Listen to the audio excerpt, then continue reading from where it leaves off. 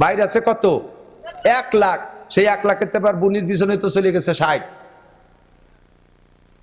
আছে মাত্র 40।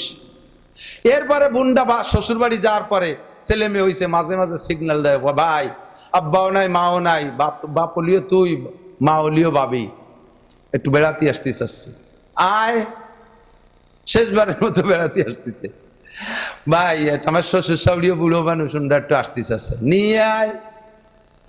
আমার দাদি শাশুড়ি একটু আসতে চাচ্ছে, আনতো তারেও। আমার নানি শাশুড়ি কন্যা মরে কোয়া যায় না, বুড়ি একটু আসতে চাচ্ছে, শেষবার নিয়ে আয় সাথে। আমার 2টা ননদ আছে, ওরা একটু আসতে চাচ্ছে, আনতো সাথে, দিয়ে ভরছে, আন নিয়ে আয় সাথে। ওকে এক একজনের মোটে 4 ডে সাল মাইয়ে নিয়ে আয়, সব ডুন্ডে কুড়ি ফুরিয়ে গেল না। আইনে 3 দিন বসে মরা ভাইডারে ডলিয়ে খাইয়ে লাস্টে যার সময় অবদার ওই পাশে দেখি নিকে, ভাই এরা তো আর কোনোদিন আসবে না, আর খালি হাতে নৌতো মতো একটু না দিলি কেমন হয়। ভাই ফেলে কান্দে দিচ্ছে, বন্ডি লাস্টে ভ্যান খান বেছে 3 দিন তোকে খাইছে, নৌতো দেবো কি দিয়ে। পরের একটা বহন বছর বর্গা ফালতো, তাই নিয়ে আটে নিয়ে বেছিয়ে নৌতো দিয়ে পাঠাইছে। নিয়ে গেল কি পরিমাণ, বাইরে থাকলো কি কন্ত। আল্লাহ বলে বাইরে জিতেছে, বুন্ডে ঠগাইছে। আল্লাহর কোরআন কত সুন্দর। মহিলাদের খালি পাওনা, স্বামীর কাছ থেকে পাবে 2 আনা সম্পত্তি, দেনমোহর পাবে, ছেলে মল্লি পাবে, ও জায়গা থেকে আরো পাবে, খালি পাবে আর পাবে। এদিকে বাপের বাড়ির থেকে পাবে, বাইর সম্পত্তি থাকলে পাবে, বিভিন্ন ভাবে খালি পাবে আর পাবে। সেইভাবে অনুরোধ করছি। ইন্নাল হামদুলিল্লাহ والصلاة والسلام على من لا نبي بعده أما بعد فأعوذ بالله من الشيطان الرجيم بسم الله الرحمن الرحيم ولقد آتينا لقمان الحكمة أن اشكر لله ومن يشكر فإنما يشكر لنفسه ومن كفر فإن الله غني حميد وإذ قال لقمان لابنه وهو يعظه يا بني لا تشرك بالله إن الشرك لظلم عظيم صدق الله مولانا العظيم سبحانك لا علم لنا إلا ما علمتنا إنك أنت العليم الحكيم جزى الله عنا محمدا ما هو أهله سبحان الله وبحمده سبحان الله العظيم رب اشرح لي صدري ويسر لي أمري واحلل عقدة من لساني يفقه قولي رب زدني علما اللهم أرنا الحق حقا وارزقنا اتباعه وأرنا الباطل باطلا وارزقنا اجتنابه সকলে বলি আমিন।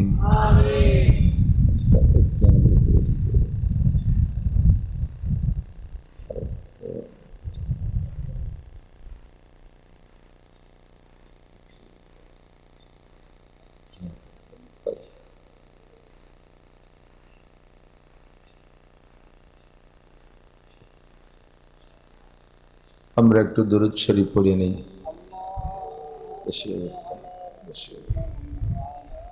اللهم صل على محمد وعلى آل محمد كما صليت على إبراهيم وعلى آل إبراهيم إنك حميد مجيد اللهم بارك على محمد وعلى آل محمد كما باركت على إبراهيم وعلى آل إبراهيم إنك حميد مجيد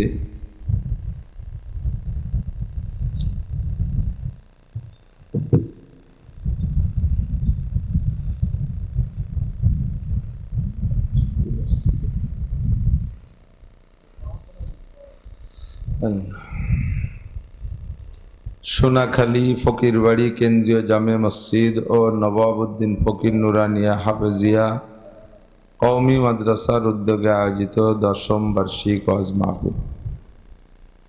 অধ্যকার মাহফিলের সম্মানিত সভাপতি জনাব হযরতুল আল্লাম মৌলানা মুফতি আবুল কালাম সাহেব, মসজিদের ইমাম সাহেব, মাদ্রাসার আসাতিজায়ে কেরাম, আজকের মাহফিলের দাওয়াতি উলামায়ে কেরাম, অন্যান্য উলামায়ে কেরাম, আইম্মায়ে মাসাজিদ, মাদ্রাসার আজিজ আমতুলাবা, প্রাণপ্রিয় আমার দেশবাসী, পর্দার আড়ালে বসে থাকা মা ও বোনেরা, আল্লাহ তাবারাকা ওয়া তাআলার শাহী দরবারে শুকর আদায় করি যে আল্লাহ পাক রব্বুল আলামিন এই বর্ষার সিজনে কয়েকদিন প্রবল বৃষ্টি দেওয়ার পরে আজকে আমাদের জন্য মাহফিল উপলক্ষে হয়তো আল্লাহ তাআলা আবহাওয়া অনুকূল করে দিয়েছেন। এই অঞ্চলের অনেক অনেক মানুষের মধ্য থেকে বাছাই ছাঁটাই করে আল্লাহ পাক আমাদেরকে পছন্দ করে ভালোবেসে কিছু হিদায়াতি কথা বলা এবং শোনার জন্য আসার বসার তৌফিক এনায়েত করেছেন। আসরের পর থেকে বক্তাদের থেকে ধারাবাহিক এ পর্যন্ত অনেক অনেক মূল্যবান কথা শোনার সুযোগ করে দিয়েছেন। ইশার নামাজ জামাতে আদায় করার পরে সভাপতি সাহেবের মুখতাসার বয়ানের পরে আবারও আমাদেরকে জুড়ে মিলে বসার সুযোগ করে দিয়েছেন, তৌফিক দিয়েছেন, শুকর আদায় করি আলহামদুলিল্লাহ। বৃষ্টিও আল্লাহর নেয়ামত, রৌদ্রও আল্লাহর নেয়ামত, শীতও আল্লাহর নেয়ামত, গরমও আল্লাহর নেয়ামত। গোটা দুনিয়ায় এভাবে রোদ বৃষ্টি শীত গরম পাল্টায় পাল্টায় পরিবর্তন করে আসে। এর মাধ্যমেই আল্লাহ তাআলা বিভিন্ন প্রকার সিজনালি ফসল ফল ফ্রুট সৃষ্টি করেন, তৈরি করেন, যা দিয়ে আমাদের শরীরের সাথে অনেক উপকারী, এগুলো আমরা খেয়ে থাকি। তো প্রত্যেকটা নিয়ামত আল্লাহ পাক যা আমাদের জন্য বরাদ্দ করেছেন এর সংখ্যা তো অসংখ্য। প্রত্যেকটা নিয়ামতই যদি পরিমাণ মতো হয়, সময় মতো হয়, তাহলে নিয়ামত। আর ওইটা যদি অসময় হয় আর পরিমাণ ছেড়ে অতিরিক্ত হয়ে যায়, তখন ওই নিয়ামতটা গজবে পরিণত হয়। বৃষ্টি নিয়ামত, বৃষ্টির দ্বারা আল্লাহ তাআলা মরা জমিনকে জীবিত করে। আপনাদের নিচু এলাকা বিল অঞ্চল, বৃষ্টির অভাবের কারণে মাটির উপরে যে প্রভাব পড়ে এটা আপনারা অনুভব করেন কিনা জানি না। আমরা চর অঞ্চলের মানুষ, আমাদের ওই এলাকায় মাঠের ঘাস একেবারে মরে সাদা হয়ে যায়, আবার বৃষ্টি পাইলে জিন্দা হয়ে যায়। কোরআন শরীফে আল্লাহ পাক রব্বুল আলামিন বলেন, আসমানের পানি দ্বারা আমি মরা জমিনকে তাজা করি। একটু বলি সুবহানাল্লাহ। তো বৃষ্টি আমাদের সকলেরই প্রয়োজন, সারা দুনিয়া জুড়ে বৃষ্টি প্রয়োজন। অফিস সামা রিজকুকুম, আসমান থেকে রিজিক আসে, আর বৃষ্টির মাধ্যমে, শিশিরের মাধ্যমে আল্লাহ তাআলা রিজিক পাঠায়। এই বৃষ্টি নিয়ামত, এ যদি বেশি হয়ে যায় আবার তা গজবে পরিণত হয়ে যায়। নোয়াখালী ফেনী বৃষ্টিতে তলাইয়া তাদেরকে কি মাইরি দিয়ে গেছে, ঠিক না? আমরাও বৃষ্টিতে খুশি আছি, এলাকার ঘের বেড়িতে পানির দরকার হয়েছে, কিন্তু আজকে মাহফিলের দিন যদি বৃষ্টি হতো মনটা খুব খারাপ লাগতো। এই বৃষ্টির কয়েকদিনও মাহফিল ছিল, সেগুলো নষ্ট হয়ে গেছে। শ্বাস প্রশ্বাস আমাদের বেঁচে থাকার জন্য সবচাইতে বড় নিয়ামত। মৌলানা বলতেছিলেন যে একজন মানুষের যদি অক্সিজেন, কৃত্রিম অক্সিজেন যেটা আইসিইউতে দেয়, এই অক্সিজেন কিনে ব্যবহার করতে গেলে কত টাকা লাগে? আল্লাহ তাআলা জন্মের পর থেকে নিয়ে আমাদেরকে অক্সিজেন ফ্রি সাপ্লাই দিচ্ছে, একটু বলি না আলহামদুলিল্লাহ। ফ্রি সাপ্লাই দিচ্ছে। একজন মানুষ যদি এই অক্সিজেন কিনে ব্যবহার করে তাহলে ডেলি তাকে 3-4-5 হাজার টাকার অক্সিজেন কিনে নেওয়া লাগে। 5,000 টাকা বিল হয় অক্সিজেনে। খেয়াল করি, যদি প্রত্যেক দিন 5,000 টাকা হয়, মাসে 1.5 লক্ষ টাকার অক্সিজেন কিনা লাগে। মাসে 1.5 লক্ষ টাকা মানে বছরে 18 লক্ষ টাকা। তো প্রত্যেকের আমাদের দৈনন্দিন যে অক্সিজেন ব্যবহার করতেছে এটা যদি এভাবে বিল দেওয়া লাগতো তাহলে আমাদের বেঁচে থাকা সম্ভব হতো না। ওই প্রধানমন্ত্রী, তারপরে শিল্পপতি, কোটিপতি, ওনরা 2-3 মাস বাঁচত, আমাকে জন্মের আগেই মরে যাওয়া লাগতো। বাপ ভ্যান চালায়, কিসেন বেছে, অক্সিজেন কিনে দিতেও পারবে না, খালি খালি ওইয়ে লাভ নাই। তো আল্লাহ তাআলা ফ্রি করে দিয়েছে, বলি না আলহামদুলিল্লাহ। অক্সিজেনের মালিক কে? দুনিয়ার কেউ অক্সিজেনের মালিক না। কৃত্রিম যেটা তৈরি করতেছে মেশিন দিয়ে, সেটাও তো অক্সিজেন। সৃষ্টিকর্তা কে? যে অক্সিজেন আমরা দৈনন্দিন নাকের ভিতর দিয়ে নিচ্ছি, এইটা আমাদের জন্য জীবনের শ্রেষ্ঠ নিয়ামত, ঠিক না? পানির নাম বলে জীবন। পানির নাম কি? জীবন। না খেয়ে 16, 17, 18 ঘন্টা, 20 ঘন্টা, 30 ঘন্টা বেঁচে থাকা যায় কি যায় না? তো পানির নাম যদি জীবন হয়, যা না পান করে 16, 18, 20, 30, 40, 50 ঘন্টাও বেঁচে থাকা যায়। কিন্তু অক্সিজেন ছাড়া কয় ঘন্টা বেঁচে থাকা যায়? 2 দিন, 2 মিনিট। তাহলে পানির নাম যদি জীবন হয়, অক্সিজেনের নাম? আর জীবনের উপরে তোর বলার কিছু নাই, ঠিক না? এই অক্সিজেন আমার আপনার ভিতরে যে নিয়মে যাইতেছে, এর চাইতে যদি বেশি যা শুরু হয়ে যায় তখন অ্যাজমা, শ্বাসকষ্ট, ঠিক কিনা? এইটা পরিমাণ মতো হলে নিয়ামত, অপরিমাণ হলে গজব। পরিমাণ হলে নিয়ামত, অপরিমাণ হইলে গজব। সব কিছুর নিয়ন্ত্রক কে? আল্লাহ। আল্লাহ পাক আমাদেরকে আজকে আবহাওয়াটা অনুকূল করে দিয়েছেন। এই এলাকার বিল অঞ্চল, নিচু এলাকা, মাঠঘাট সবই নিচে, এই জায়গা যে একটু উঁচু আপনারা বানাইছেন বসার জন্য, আপনাদেরকে অসংখ্য ধন্যবাদ। এজন্য একটু বসতে পারছি। আল্লাহ তাআলা আমাদের শেষ পর্যন্ত কথাগুলো শুনে বুঝে আমল করা তৌফিক দান করে, বলি আমিন। ডাইনে বামে আর না বাইরা সারা রাত বয়ান করলে শুনবেন, শুনতেও ভালো লাগবে, কিন্তু যাওয়ার সময় নিতে মনে থাকে না। মৌলানা বললেন তো যে সারা জীবনই তো কত আর শুনছে। আজকের এই মাহফিলটার সিরিয়াল হলো রোল নাম্বার 10, 10ম বার্ষিক হজ মাহফিল। এর আগে 9টা মাহফিলে কত শুনেছেন? গহরডাঙ্গা শুনছেন, গোপালগঞ্জ শুনছেন, কুরবালা শুনছেন, তারপরে হিরণ মাদ্রাসায় শুনছেন, ভবানীপুর শুনেছেন, আশেপাশে বহুত মাহফিল আমরা জীবন ভরে শুনি। মূল সমস্যা হলো আমাদের মনে থাকে না। আর মনে না থাকার কারণ হলো আমাদের প্রথম মানুষটার নাম কি?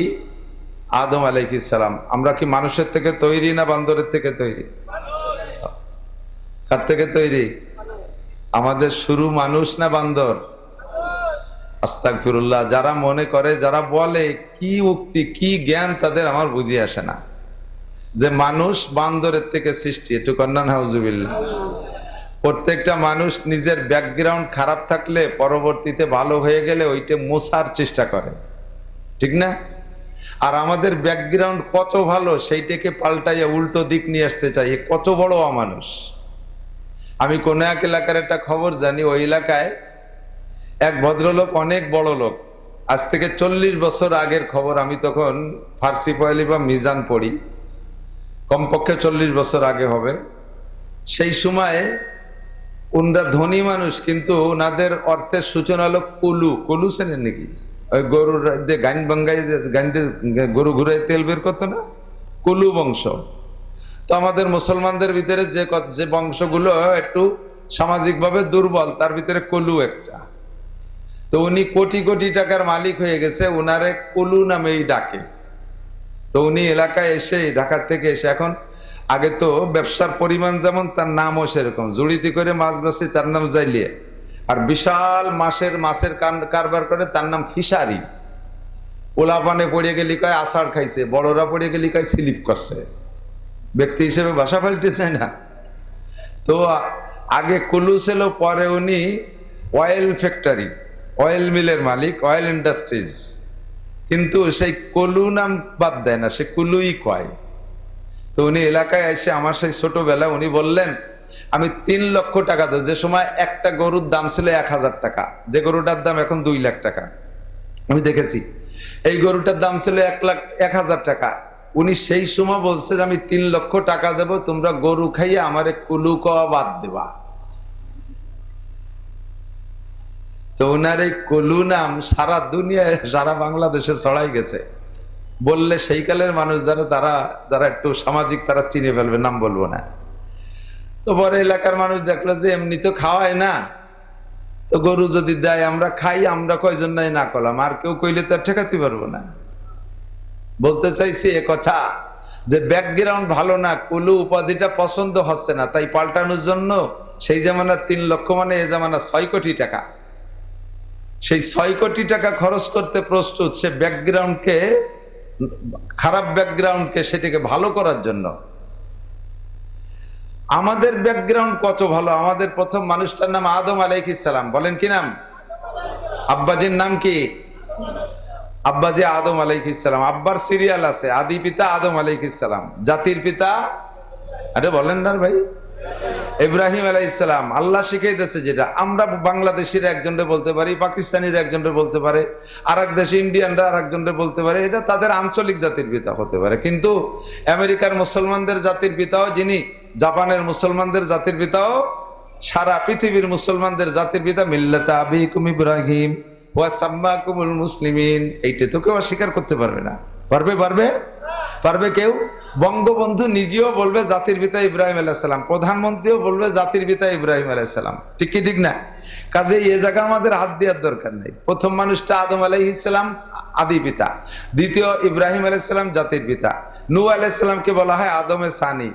আর রূহানি পিতা মুহাম্মদুর রাসূলুল্লাহ সাল্লাল্লাহু আলাইহি ওয়াসাল্লাম। জন্মদাতা পিতা আব্দুল খালেক, আব্দুল মালিক, যার আব্বার নাম যা। আর রেশতাগত একটা পিতা আছে, আব্বাকে ডাকি শ্বশুর আব্বা।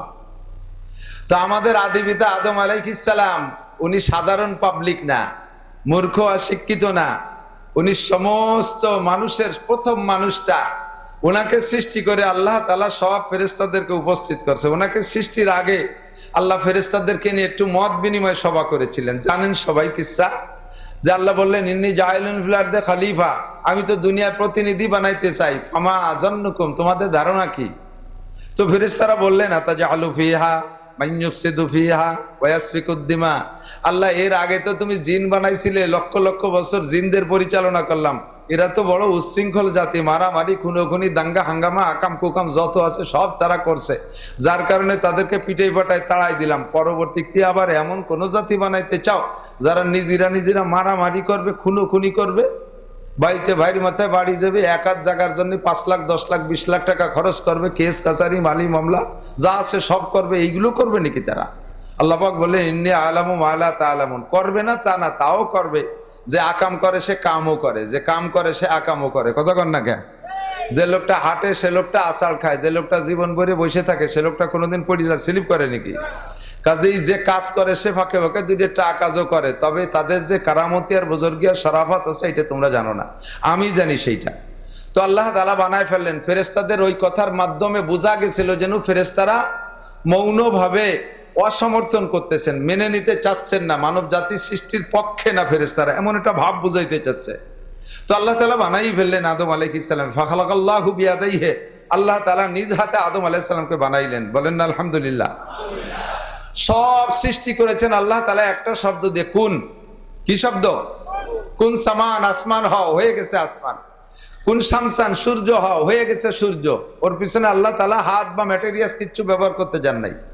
কুন কমারান, চাঁদ হয়ে যাও, হয়ে গেল চাঁদ, এত বড় চাঁদ। কুন আরদিন, 7টা জমিন হয়ে যাও, হয়ে গেল 7টা জমিন। কুন বাহরান, সাগর হয়ে যাও, হয়ে গেল। কুন নাহরান, নদী হয়ে যাও, হয়ে গেল। এমন করে সব। কুন মালাইকা, ফেরেশতা হও, হয়ে গেল। কুন জিন্নান, হয়ে গেল, জিন হও, হয়ে গেল। কিন্তু 5টা জিনিস বানাইতে আল্লাহ তাআলা কোন শব্দের বরখান্ত করেন নাই। 5টা জিনিস বানাইছেন আল্লাহ তাআলা নিজ হাত দিয়ে। এই 5টার ভিতরে একটা হলো আল্লাহর আরশ। আল্লাহ যে চেয়ারে বসেন, আরশে বসেন, এই আরশটা আল্লাহ তাআলা নিজ হাত দিয়ে তৈরি করেছেন, পছন্দ মতো বানাইছে। দেখবেন আল্লাহর আরশ, দেখবেন না? নিয়ত নাই আল্লাহর আরশ দেখবেন না? নিয়ত আছে তো ইনশাআল্লাহ। আল্লাহ তাআলা সবাইরে নসিব করেন। আল্লাহ তার আরশ নিজ হাত দিয়ে বানাইছে। 2 নম্বরে মানুষের তকদির লেখে আল্লাহ একটা কলম দিয়ে। লৌহ কলম শুনছেন না? আরশ কুরসি লৌহ কলম। এই আল্লাহর কলমটা আল্লাহ তাআলা নিজ হাত দিয়ে বানাইছে, ওটা কোন দিয়ে বানাই নেই। 3 নম্বরে 104 খানা আসমানি কিতাবের ভিতরে আল্লাহ তাআলা তাওরাত কিতাবটা লিখেছেন আল্লাহ নিজ হাত দিয়ে পাথরের গায়ে। অনেক বড় কিতাব, মুসা আলাইহিস সালামকে দিয়েছিলেন তৌরাত। 1000 পারা, 10 লক্ষ আয়াত। ওয়া ইয়াহমিলু আসফারহা 70 জামালান, মুসা আলাইহিস সালামের জামানার 70টা উট লাগতো তাওরাত কিতাবকে বহন করার জন্য। বলি সুবহানাল্লাহ। 3টা 4টে 4 নম্বর হলো জান্নাতে আদন। 8টা জান্নাত আল্লাহ তাআলা আপনাদের জন্য তৈরি করে রেখেছেন। যাবেন তো জান্নাতে ইনশাআল্লাহ। এর ভিতরে জান্নাতে ফেরদাউস, এটা আপনাদের জন্য। উম্মতে মুহাম্মাদি আখিরি নবীর উম্মতের জন্য জান্নাতুল ফেরদাউসি নুজুলা, ওর ভিতরে মেহমানদারি হবে। আল্লাহ তাআলা নিজ হাতে আপনাদেরকে 500 বছর গালে উঠাই খানা খাওয়াবে। এটা হবে জান্নাতুল ফেরদাউসের ভিতরে, এটা অন্য কোনো জান্নাতে হবে না। আবার সাথে সাথে একটু বলে যাই, জান্নাতুল ফেরদাউসে যারা যাবে ওয়াইল দোজখেও তারা যাবে। এই নবীর উম্মত ছাড়া অন্য কোন নবীর উম্মত ওয়াইল দোজখে যাবে না। আবার এই নবীর উম্মত ছাড়া জান্নাতুল ফেরদাউসে অন্য কোন নবীর উম্মত যাবে না। বাস্তবে দুনিয়ায় এরকম প্রমাণ আছে, যারা সারা বছর সোনারগাঁও হোটেলে আরাম করে, শিরাটনে আরাম করে, 5 স্টার 7 স্টার 3 স্টার দামি দামি হোটেলে যারা সময় কাটায় ইত্যাদি ইত্যাদি, ওর ভিতরে দুনিয়ার কোনো তার অভাব নাই, হুরও আছে। বেশি ব্যাখ্যা দিলাম না। যারা দুনিয়ায় বড় বড় মোটা পয়সার মালিক, তারা সিঙ্গাপুর যায়া অবকাশকাল কাটায়, তারা থাইল্যান্ড যায়, তারা মালয়েশিয়া যায়, তারা বোম্বে যায়, লন্ডন যায়, বিদেশে দামি দামি বিদেশ যাইয়া অবকাশকাল কাটায়। সেই সমস্ত মানুষগুলোই আবার বেকায়দায় পড়ে গেলি বাংলাদেশের সবচাইতে খারাপ জেলখানায় তাগেই রাখে।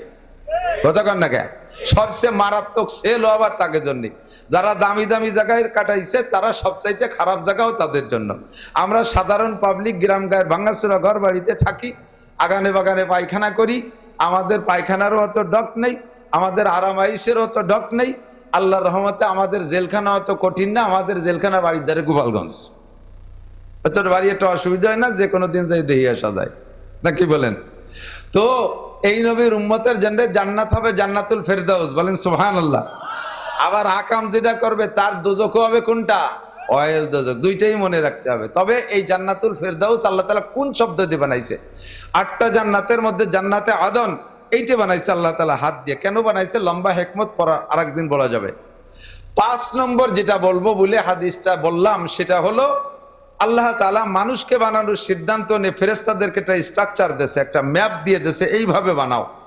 তো ফেরেশতাদেরকে যতটুকু দায়িত্ব দিয়েছে তা হলো গলার নিচের টুক, এভাবে হাত বানাও, এভাবে পা বানাও, এখানে পেট বানাও, ওখানে পিঠ বানাও, ওখানে আরেকটা বানাও, পার্টসপাতি সব এভাবে সেট করো। সব সেট করা হয়ে গেছে। ফেরেশতারা বললে আল্লাহ আদমকে এইটুক। আল্লাহ বললেন না, আদম একে ওয়াটুক হইলে হবে কেন, আসল টুকি তো বাদ রয়েছে, হেডলাইট, চোখ, তারপরে কান, যাদের শুনবে, কথা বলবে তা, খাবারের স্থান তা, নাক তা, মাথা, বুদ্ধি, এগুলো মুখমণ্ডল, একটা সুন্দর চেহারা হতে হবে, তা তো হয় নাই। আল্লাহ এইটুক কিভাবে বানাবো বলো? আল্লাহ পাক বললেন ওইটুক তোমরা পারবা না, ওইটুক তোমরা পারবা না। ওইটুকের ভিতরে অনেক মডেলিং আছে। একে টাইমে পৃথিবীতে 1000 কোটি 2000 5000 কোটি মানুষ থাকবে। একটা মানুষের চেহারার সাথে আর একটা মানুষের মিল হবে না, কোনো না কোনো পার্থক্য থাকতেই হবে। এই একই টাইমে 10,000 কোটি 2000 5000 কোটি মানুষের চেহারার ভিতরে পার্থক্য, এইটা তোমরা ফেরেশতারা পারবা না। এটার ভিতরে আলাদা একটা কুদরত লাগবে। কাজেই ওইটুক অংশ, ওই অংশটুক আমি নিজ হাতে তৈরি করব। সমস্ত মানুষ, মুসলমান বলেন, হিন্দু বলেন, বুদ্ধ বলেন, খ্রিস্টান বলেন, কাফের বলেন, মুশরিক বলেন, বেঈমান বলেন, আস্তিক বলেন, নাস্তিক বলেন, যাই বলেন না কেন, সবই তো মানুষ, ঠিক কি না? সৃষ্টিকর্তা কে? শুধু মুসলমানের সৃষ্টিকর্তা আল্লাহ। হিন্দুদের সৃষ্টিকর্তা কে? বুদ্ধ খ্রিস্টানের সৃষ্টিকর্তা কে? এই জন্যই তো আমার বাড়ি মাঝে মাঝে ফকির আসে। খেয়াল করবেন, আমার বাড়ি মাঝে মাঝে ফকির আসে, মুসলমান ফকির প্রচুর আসে। আর ওই দূরের থেকে আশেপাশের বাড়ি ভিক্ষা করতে আসলে তারা ওই তাড়াতাড়ি আমাদের বাড়ি পাঠায়, দেখা হুজুর থাকতে থাকতে যাও, তাহলে একটু বেশি পাবা না। আর আইসিয়ে যখন ওইভাবে বলে আমিও কম দিতে পারি না। তো মুসলমান ফকির আসলে তার চাইতে আমি হিন্দু ফকিরকে বেশি দেই। আগে একদিন আমি যখন হিন্দু মহিলাকে টাকা দিচ্ছি, একজন আমারে বলতেছে হুজুর উনি তো হিন্দু। আমি শাট আপ, উনি হিন্দু, উনি আল্লাহকে আল্লাহ বলে স্বীকার করেন, আল্লাহকে আল্লাহ বলে মানে না। উনি অন্য দেবদেবীর পূজা পাঠ করে, সৃষ্টিকর্তা তার আল্লাহ উনি হয়তো জানে না। তো আল্লাহ তাকে সৃষ্টি করার পরে ওই লোকটা কোনোদিনও আল্লাহকে আল্লাহ বলে ডাকলো না, মসজিদে সিজদা দিল না, কোনোদিন তার শরীয়তের হুকুম মানলো না, তারপরে তো আল্লাহ তাআলা তাকে না খাওয়াই রাখতেছে না। কথা কন না কেন? তো সৃষ্টিকর্তা আল্লাহ যদি তারে খাওয়ায়, তাহলে আমি আল্লাহর এক মখলুক, তার আর একটা মখলুককে আমি দেব, সেটা কোন জাতের সেটা আমার দেখার বিষয় না, সেটা আমার দেখার বিষয় না। বরঞ্চ মুসলমানের চাইতে হিন্দুকে বেশি দেব, অন্য জাতিকে বেশি দেব, যাতে সে বোঝে যে মুসলমানরা কত বড় সহানুভূতিশীল, মুসলমানরা কত বেশি দরদি, তার মনটা এদিকে এসে যেতে পারে মুসলমানের আচার আখলাক দেখে। কথা বলুন ঠিক ঠিক না? তো আল্লাহ তাআলা সকলকে বানাইছেন, এই গলার উপর একটু আল্লাহ নিজ হাত দিয়ে বানাইছে। এই জন্য শরীয়তের বিধান একটু আমি বলে নেই, লক্ষ্য করেন। আল্লাহ পাক বলেন যেটুক ফেরেশতারা বানাইছে ওটুক তুমি মারো, পেশিয়ে ফেলাও, শেষিয়ে ফেলাও, আমি ও জায়গা বাড়ি একটা খেয়াল করতে যাই না। তবে যে জায়গা বানাইতে আমি আল্লাহ নিজ হাতে হাত দিয়েছি, ওইটুকির উপরে তুমি রাগের হাত, প্রহারের হাত, তোমার মেজাজের হাত, তোমার মারির হাতটা ওই জায়গা লাগাবা না।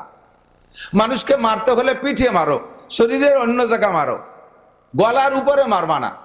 ওই জায়গা মারলে ওটা ও জায়গা আমার হাত লাগছে, তোমার মারটা যেন আমার হাতের উপরে পড়ে, এতে আমি বড় কষ্ট পাই। ওইটুকু আমি নিজ হাত দিয়ে বানাইছি। দুঃখের বিষয়, পরিতাপের বিষয়, আমরা সিস্টেম সম্পূর্ণ পাল্টায় ফেলাইছি। মানুষকে মারতে গেলে পয়লা মাইর কোন জায়গা দেই? পয়লা বক্সের নাক বক্সায় ফেলতে হবে। লাঠি দিয়ে বাড়ি দিলি প্রথম বাড়িটা কোথায়? মাথায়, মাথা ফাটায় ফেলতে ফেললি, আর এদিকে দিক ওদিক লাগে না।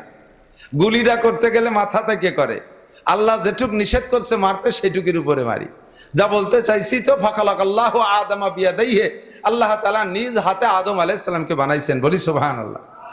এরপরে সেখান থেকে আল্লাহ পাক ইয়া আইয়ুহাল্লাযীনা আমানুত্তাকুল্লাহ ইয়া আইয়ুহান নাসুত্তাকু রাব্বাকুমুল্লাযী খালাকাকুম মিন নাফসিন ওয়াহিদা। হে দুনিয়ার মানুষ, তোমরা আল্লাহকে ভয় পাও। বন্ধু বলেন কাকে ভয়? কাকে ভয়? ইয়া আইয়ুহান নাসুত্তাকু রাব্বাকুম, তোমাদের রবকে তোমরা ভয় পাও। আল্লাযী খালাকাকুম, যে আল্লাহ তাআলা সৃষ্টি করেছেন তোমাকে। দুনিয়ার কেউ তোমাকে সৃষ্টি করতে পারে নাই, সৃষ্টিকর্তা একমাত্র কে? ইয়াকিন করেন সৃষ্টিকর্তা একমাত্র আল্লাহ। আল্লাযী খালাকাকুম মিন নাফসিন ওয়াহিদা, বানাইছেন কোত্থেকে? এক ব্যক্তি থেকে। মিন নাফসিন ওয়াহিদা, সমস্ত মানুষকে বানাইছেন এক ব্যক্তি থেকে। দিক তাকান, মেডিকেল সায়েন্সের বিজ্ঞানীরা গবেষণা করে বের করেছে, একজন পুরুষের বীর্যপাত হয়, একবারে যে বীর্যপাত হয় তার ভিতরে আল্লাহ তাআলা মানুষ সৃষ্টির যে ভ্রূণ রেখেছে, একবারে যে বীর্যর ভিতরে যে পরিমাণ মানুষের জীবাণু জীব আছে, বীজ আছে, এইটি যদি বন্টন করে দেওয়া সম্ভব হতো, এই বর্তমান সময় একজন মানুষের একবারের বীর্য যদি বন্টন করে দেওয়া সম্ভব হতো, সারা পৃথিবীর মহিলাদেরকে 8 বার গর্ভধারণ করানো যেত। কিয়ামত পর্যন্ত যত মানুষ আসবে, সমস্ত মানুষের রূহকে আল্লাহ তাআলা আদম আলাইহিস সালামের মিনবাইনি সুলবি ওয়াত তারায়েব, ডাইন শানা আর বাম শানার মাঝখানে আল্লাহ তাআলা রেখে দিয়েছেন। সেখান থেকে ধীরে ধীরে ধীরে ধীরে পর্যায়ক্রমে আল্লাহ তাআলা যখন যাদেরকে পাঠানো মুনাসাব মনে করতেছেন, পছন্দ করতেছেন, সিস্টেম রেখেছেন, সেভাবে দুনিয়া পাঠাইছে। পাঠাইতে পাঠাইতে বর্তমান সময় আমরা এসেছি। আমাদের আদি পিতার নাম আদম আলাইহিস সালাতু ওয়াস সালাম। বলুন ঠিক কি ঠিক না? ফেরেশতাদের সামনে বানাইয়া ফেরেশতাদেরকে বলে উসজুদুলি আদম, আদমকে সিজদা করো। ফাসাদাল মালায়েকাতু কুল্লুহুম, ফেরেশতারা আর কোনো কথা নাই, উন্ডা কোনো যুক্তি তর্কের ধার ধারে নাই, সবাই সিজদায় পড়ে গেছে। বলেন সুবহানাল্লাহ। ইল্লা ইবলিস, কিসসা সবাই জানেন, শুধু ইবলিস সিজদা করে নাই, শুধু ইবলিস সিজদা করে নাই। এবার ফেরেশতারা যেহেতু মৌন অসমর্থন করেছিলেন আদম আলাইহিস সালামকে বানানোর ব্যাপারে, এই জন্য আদম আলাইহিস সালামের ফজিলত আর সম্মান প্রদর্শনের জন্য আল্লাহ তাআলা আদম আলাইহিস সালামকে আইনা ফেরেশতাদেরকে এনে কিয়ামত পর্যন্ত যত আবিষ্কার হবে, এই মোবাইল টোবাইল ক্যামেরা ট্যামেরা সবই ছিল, এই মাইক লাইট কারেন্ট মারেন্ট সব আল্লাহ তাআলা আদম আলাইহিস সালামের সামনে পেশ করেছে। এর আগে আদম আলাইহিস সালাম জীবনেও কোনোদিন এগুলো দেখেন নাই, এগুলো উনি ব্যবহারও করেন নাই। আল্লাহ তাআলা বললেন আম্বিনি বিআসমাই হাউলা, আদম ফেরেশতারা থাক, খেয়াল করেন, ফেরেশতারা থাক, আগে তুমি বলো আম্বিনি বিআসমাই হাউলা, বলো তো এইটার নাম কি, এইটার নাম কি, এইটার নাম কি? হযরত আদম আলাইহিস সালাতু ওয়াসসালাম একে একে সব নাম বলে দিয়েছে, হাত্তাল কুসওয়াতে ওয়াল কুসিয়া ওয়াল ফুসওয়াতে ওয়াল ফুসিয়া। তাফসীরে জালালাইনের ভিতরে লেখে ছোট ছোট পেয়ালা, ছোট ছোট চামচ, এই আধুনিক কালের যে নতুন নতুন চামচ, এগুলো সব উনি নাম বলে দিলেন। ওয়াল ফুসওয়াতে ওয়াল ফুসিয়া বলতে গেলে একটু লজ্জা লাগে, বলবো? বোঝেন নাই? এমন কি ফুসুয়া আর ফুসিয়া আমরা বাই শাড়ি দুই প্রকারের না, বাংলায় ঠাসপাদ আর হুসপাদ। এই ঠাসপাদ আর হুসপাদের নামও কয়ে দিছে। আল্লাহু আকবার।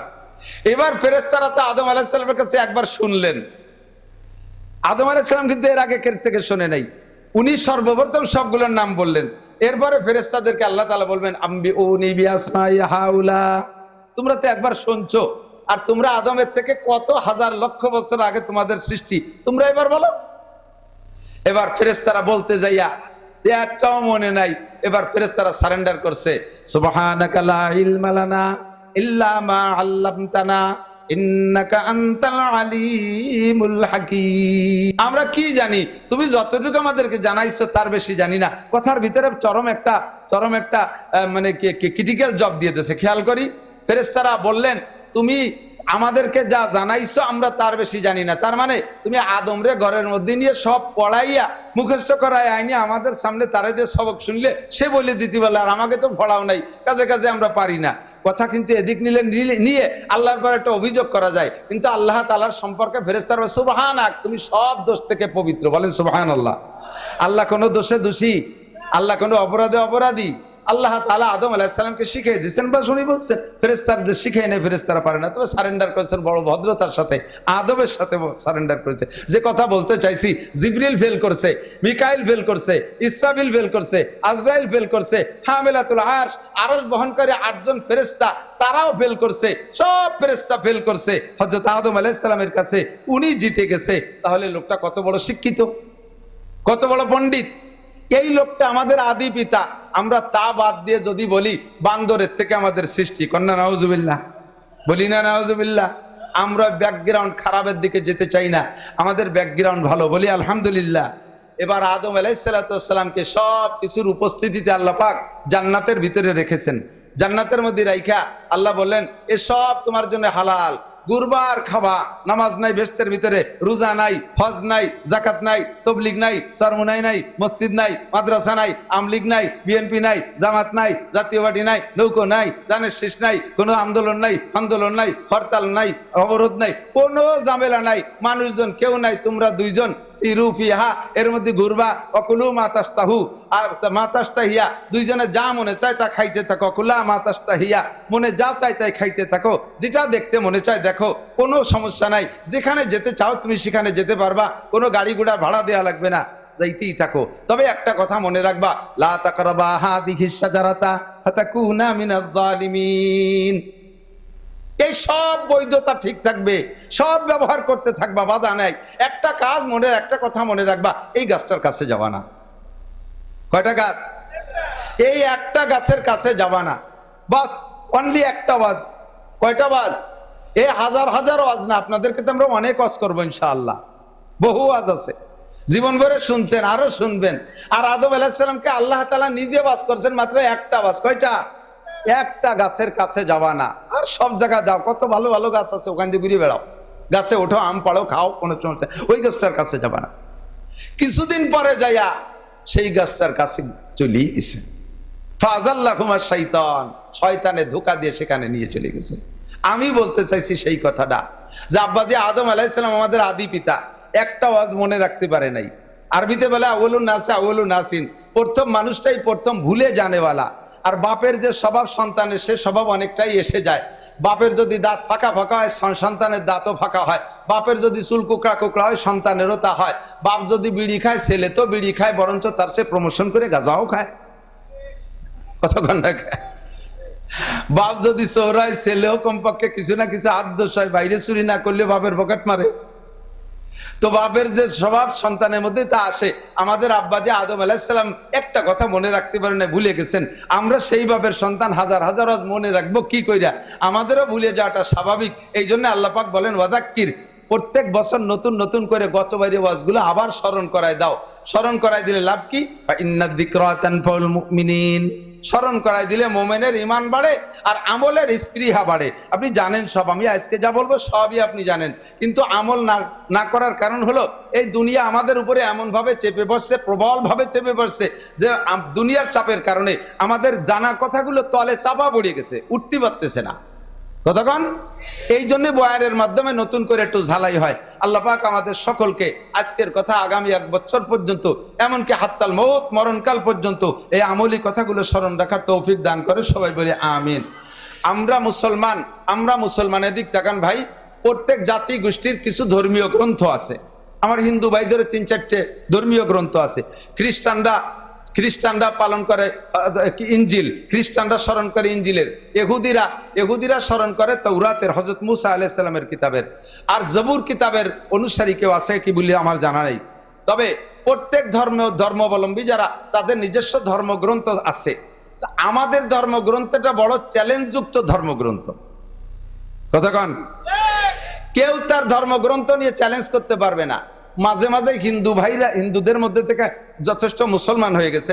নবমুসলিম আমাদের বক্তারা আছে, ইন্দ্রা নবমুসলিম, ওনারা ভালো ভালো শিক্ষিত। হিন্দুদের ধর্মীয় গ্রন্থের ভিতরে কোন কোন জায়গা দুর্বলতা আছে সেগুলো ওনারা মুসলমান হয়ে আবার উম্মতের সামনে তুলে ধরে যে এই জায়গা আছে। যেমন দুর্বলতা অন্য কিছু না, যেমন বলে যে গীতার ভিতরে এই আছে, যে গীতার ভিতরে আছে যে তোমরা মুহাম্মদ সাল্লাল্লাহু আলাইহি ওয়াসাল্লামকে শেষ নবী হিসেবে মেনে নেবা। মরু প্রান্তর একটা লোক আসবে, যেই লোকটার এই গুণ থাকবে তাকে তোমরা নবী বলে মেনে নেবা।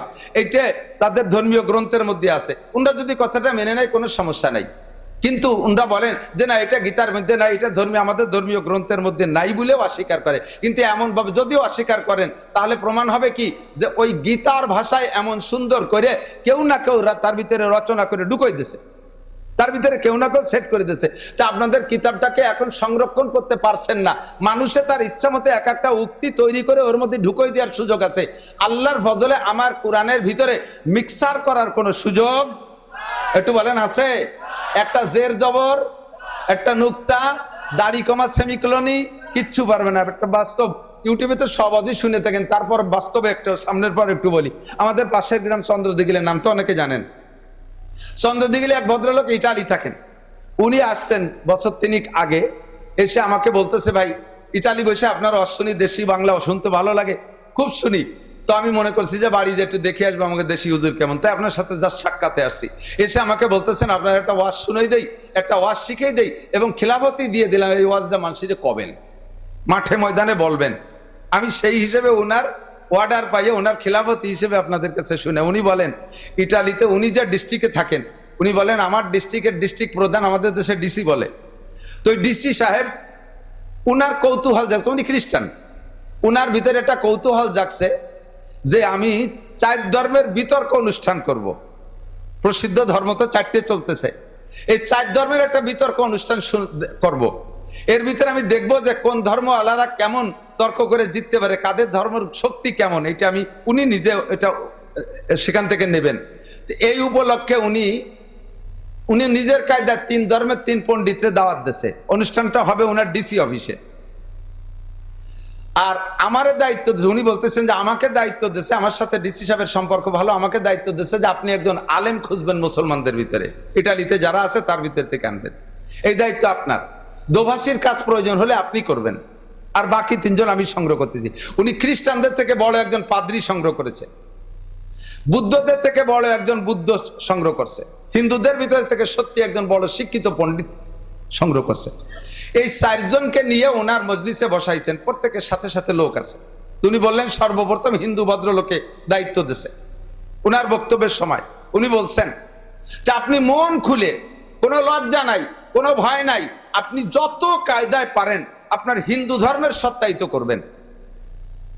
যত দলিল আছে আপনার মুখস্থ আছে, লিখিত আছে, আপনি রেফারেন্স দিয়ে দিয়ে বলবেন আমি কম্পিউটারে জমা করব। পরে আমি এগুলো আবার তাহকিক করব আপনি সত্য বলেছেন না মিথ্যা বলেছেন। পাশাপাশি আপনার বক্তব্যের ভিতরে এমন ভাবে বলবেন যাতে সামনের 3 জন আর আপনার ধর্ম নিয়ে কোনো কথা বলতে না পারে, কোনটা পারলে পলায় চলে যাক ভয় পাইয়া, এমন ভাবে বলবেন উন্মুক্ত। সত্যি হিন্দু ভদ্রলোক শিক্ষিত মানুষ, বড় পণ্ডিত মানুষ, ধর্ম সম্পর্কে ভালো অভিজ্ঞতা, উনি যেভাবে বলছেন, তার বক্তব্য হিন্দু ধর্মের সত্যায়িত সম্পর্কে, তার সঠিকতা সম্পর্কে, তার আদর্শ সম্পর্কে এমন বক্তব্য দিয়েছে, আমি নিজেই ইমানের কাছে হেরে যাওয়ার মতো। আমার মনে হচ্ছে যদি এই তিনজন কিছু বলতে পারবে না, আমাকে সবাই হিন্দুই হয়ে যেতে হবে আজকে। এমন একটা ভাব, সত্যি লোকটা বড় পণ্ডিত। লম্বা আলোচনা তো তা বলতে পারবো না। এরপরে ওনার বক্তব্য শেষ হলে, জি আপনার হয়েছে, আর কিছু আছে? আপনি কিন্তু আর কোনো কথা বলতে পারেন, আপনি ফাইনাল এই পর্যন্ত। বলে হ্যাঁ স্যার হয়েছে আমার। তো এরপরে বক্তব্য হলো বুদ্ধর, এই চায়নার নেড়া, উনার বক্তব্য। তো ওনার দায়িত্ব, উনিও বড় পণ্ডিত, ওনার দায়িত্ব হলো যে হিন্দু যা বলছে সব কাটবা, আর পরবর্তীতে কেউ যাতে বলতে না পারে এমন ভাবে বেড়া দেবা। এ ভদ্রলোক বড় পণ্ডিত মানুষ, কায়দা মতো ঝাড়ছে, হিন্দুর ধর্মরে একেবারে শেষ করে দিয়েছে। উনার ধর্মই ধর্ম, আর জগতে কোনো ধর্মই নাই। এবার এই লোক বলতেছে ইমান আমার ওই জায়গাতে সরে, এবারে এই বুদ্ধর দিক চলে আইছে। এখন মনে হচ্ছে যে বুদ্ধ ধর্ম সবাই পালন করা লাগবে। দুইজনের বক্তব্য শেষে দেশে খ্রিস্টান পাদ্রীকে, পাদ্রীর কাছে তো আসমানি কিতাব ইঞ্জিল আছে, উনরা অরিজিনালি আল্লাহকে বিশ্বাস করে, নবী হিসেবে ঈসা আলাইহিস সালামকে মানে। তো বাকি উনার আসমানি কিতাব দিয়ে উনি এমন ভাবে বলছেন আগের দুইজন শেষ, এ দুইজন চলে গেলেও পারে যে কোনো ফাঁকে। আর সামনে হুজুর কিছু বলতে পারবে না, এই খ্রিস্টান ধর্মকে এমন ভাবে উপস্থাপন করছে। তিনজনের বক্তব্য শেষমেশ দেশে হুজুর রে হুজুর আপনি বলেন। ডিসি সাহেব ভাবতেছেন যে হুজুর পালাবে, হুজুর হেরে যাবে, কারণ এই তিনজনের বক্তব্য কাটতে হবে, তারপরে ইসলাম ধর্মকে প্রতিষ্ঠিত করতে হবে, এটা পারবে না, ব্যর্থ হবে। তো হুজুর বললেন, স্যার খুতবা টুতবা শেষ করে একটু কোরআন শরীফের আয়াত মজার করে তেলাওয়াত করে বলতেছেন, স্যার আমাকে যদি আল্লাহ 100 বছর হায়াত দেয়, এই মজলিসের সবাই যদি 100 বছর হায়াত দেয়, আমি 100 বছর পর্যন্ত প্রমাণ দিতে পারবো ইসলাম ধর্মই ধর্ম, আর কোন ধর্ম ধর্ম নাই। এর জন্য 100 বছর পর্যন্ত আমি দলিল দিতে পারবো। আল্লাহ পাক আমার কাছে এত দলিল রেখে দিয়েছেন, আমি এত দলিল সংগ্রহ করতে পেরেছি। তবে এই হায়াতও কেউ পাবো না, এই সময়ও কেউ নেই। আজকের মজলিসটাও সীমাবদ্ধ, নির্দিষ্ট সময় শেষ হয়ে যাবে। আমি সংক্ষিপ্ত মাত্র একটা দলিল দেবো, একটা কথা। উনারা অনেক কিছু বলেছেন, আমি আর এত কিছু বলবো না, আমি মাত্র একটা কথা বলবো। স্যার উনাদেরও ধর্মগ্রন্থ আছে, আমারও ধর্মগ্রন্থ আছে। আমারটার নাম আল কোরআন, মুসলমানটা কি? আমারটার নাম আল কোরআন, উনাদেরও যার যার ধর্মগ্রন্থ আছে। আপনি অর্ডার দেন, আমি সারা পৃথিবীর সমস্ত কোরআন শরীফ সংগ্রহ করে ফেলবো, একটা কোরআনও কোথাও রাখবো না, সব ক্লোজ করবো। উনরা উনাদের যত ধর্মগ্রন্থ আছে সবগুলো এক জায়গায় একত্রিত করুক, আর এই সমস্ত চারিয়ে ধর্মের সমস্ত ধর্মগ্রন্থগুলো আপনি পোড়ায় দেবেন অথবা সাগরে ডুবোয় দেবেন। এরপরে আপনি অর্ডার দেন, প্রত্যেকে যার যার ধর্মগ্রন্থ হুবহু লিখে দিতে পারবে। কে কে অর্ডার দেন, হুকুম দেন, কে কে পারবে। যে পারবে তারটা সঠিক, যে পারবে তারটা সঠিক, যে পারবে না তারটা ফেল। স্যার এবার বললেন, এই আপনারা তিনজন বলেন পারবেন আপনাদের ধর্মগ্রন্থ সব পোড়াই দেওয়ার পরে আবার লিখে দিতে পারবেন? স্যার আপনার পায়ে ধরি, আমাকে ঠগাজিতা নিয়ে আমাদের কোনো মিডিল টিডিল নেওয়ার দরকার নাই, আমাকে বই কোরআন পোড়াইয়েন না।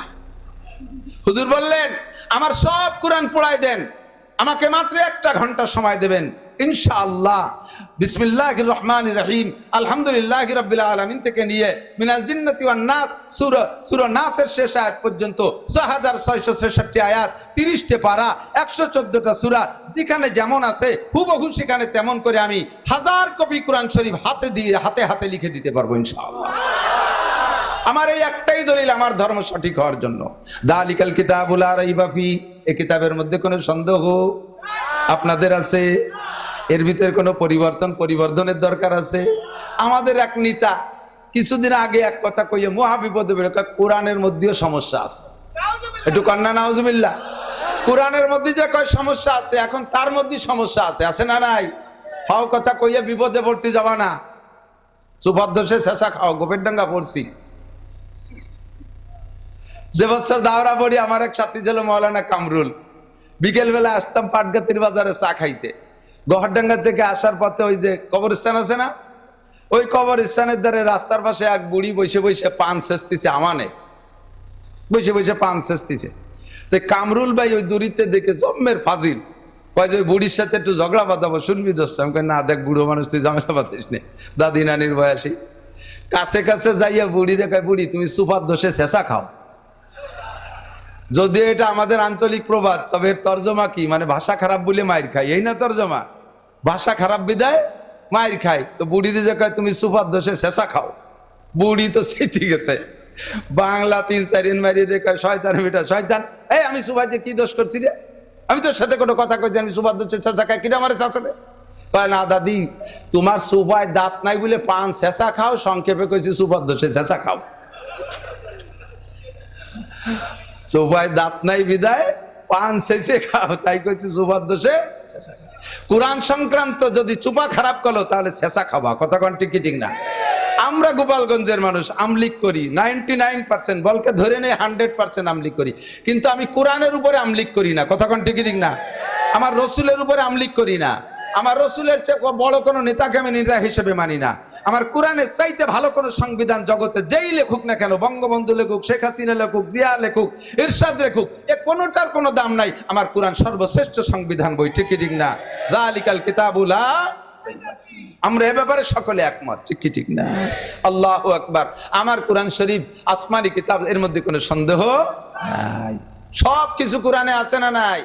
আমার ব্যক্তি জীবনের সংবিধান কোরআনে আছে, কাজেই বেশি সংবিধান বানানোর দরকার নাই। আমার পারিবারিক জীবনের সংবিধান কোরআনে আছে, আমার অর্থনীতির সংবিধান কোরআনে আছে, আমার রাজনীতির সংবিধান কোরআনে আছে, সমাজনীতির সংবিধান আমার কোরআনে আছে, ব্যবসা বাণিজ্য আমার কোরআনে আছে, খেত খামার আমার কোরআনে আছে, বিয়ে করার কথা কোরআনে আছে, ছেলে মেয়ে প্রোটেকশন দেওয়ার কথা কোরআনে আছে। কোরআন আমার শুধু তিলাওয়াতের জন্য নয়, এ কোরআন হুদাল্লিল মুত্তাকিন, মানব জাতির রাহবারি করার জন্য, মানুষকে দুনিয়া অরিজিনাল মানুষ বানাইয়া সর্বশ্রেষ্ঠ জাতি হিসেবে পরিচয় দেওয়ার যোগ্যতা দেওয়ার মতো কিতাব একমাত্র কোরআন। এটা শুধু সামান্য কয়েকটা আমলের পর সীমাবদ্ধ নয়। ও দোস্ত, অন্যান্য ধর্মাবলম্বী ভাই যারা আছেন তারা একটু বলতে পারবেন।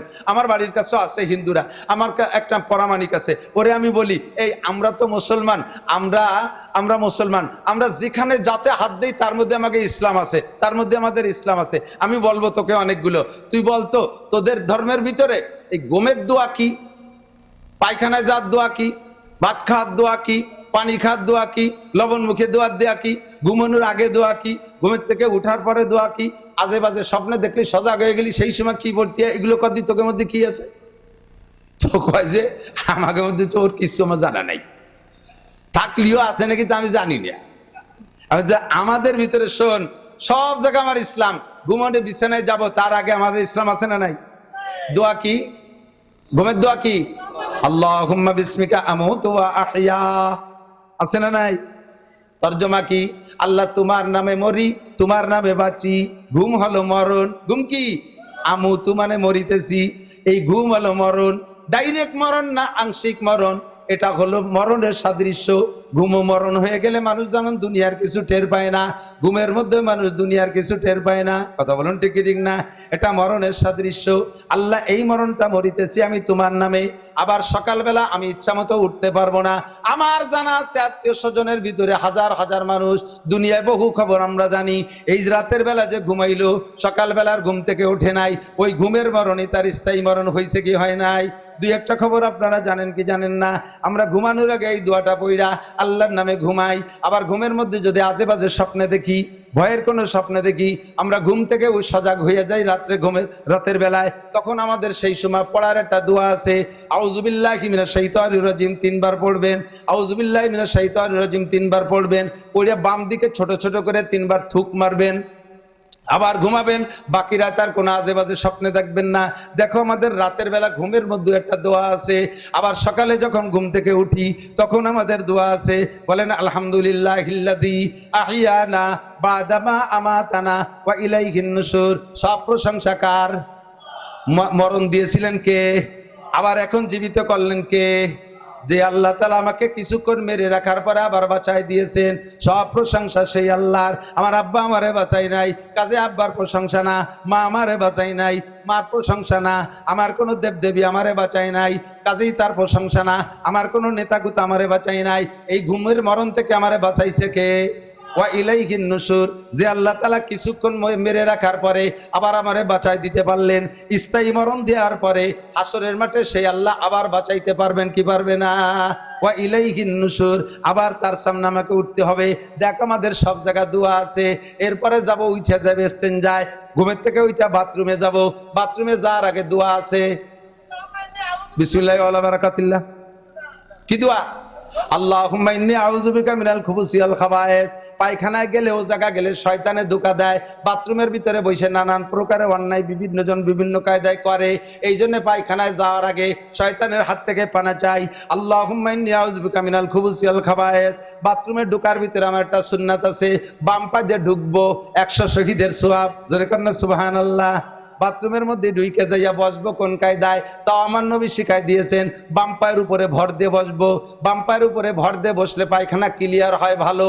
এটা মেডিকেল সায়েন্সওয়ালারা আবিষ্কার করছে, কিন্তু নবী বলছেন বাম পায়ের উপরে ভর দিয়ে বসো। এটা দেখ আমার ইসলাম পায়খানার মধ্যে আছে। এরপরে পায়খানার পরে 3টে ঢিলা ব্যবহার। পায়খানা করার সময় কটটুক কাপড় খুলবা, লুঙ্গিটা খুলে আড়ের সাথে বাঁধাইতে বিড়িয়েরটা ধরাই দিয়ে পায়খানার দুম আর বিড়ির দুমে একসাথে চুমুক দিবা।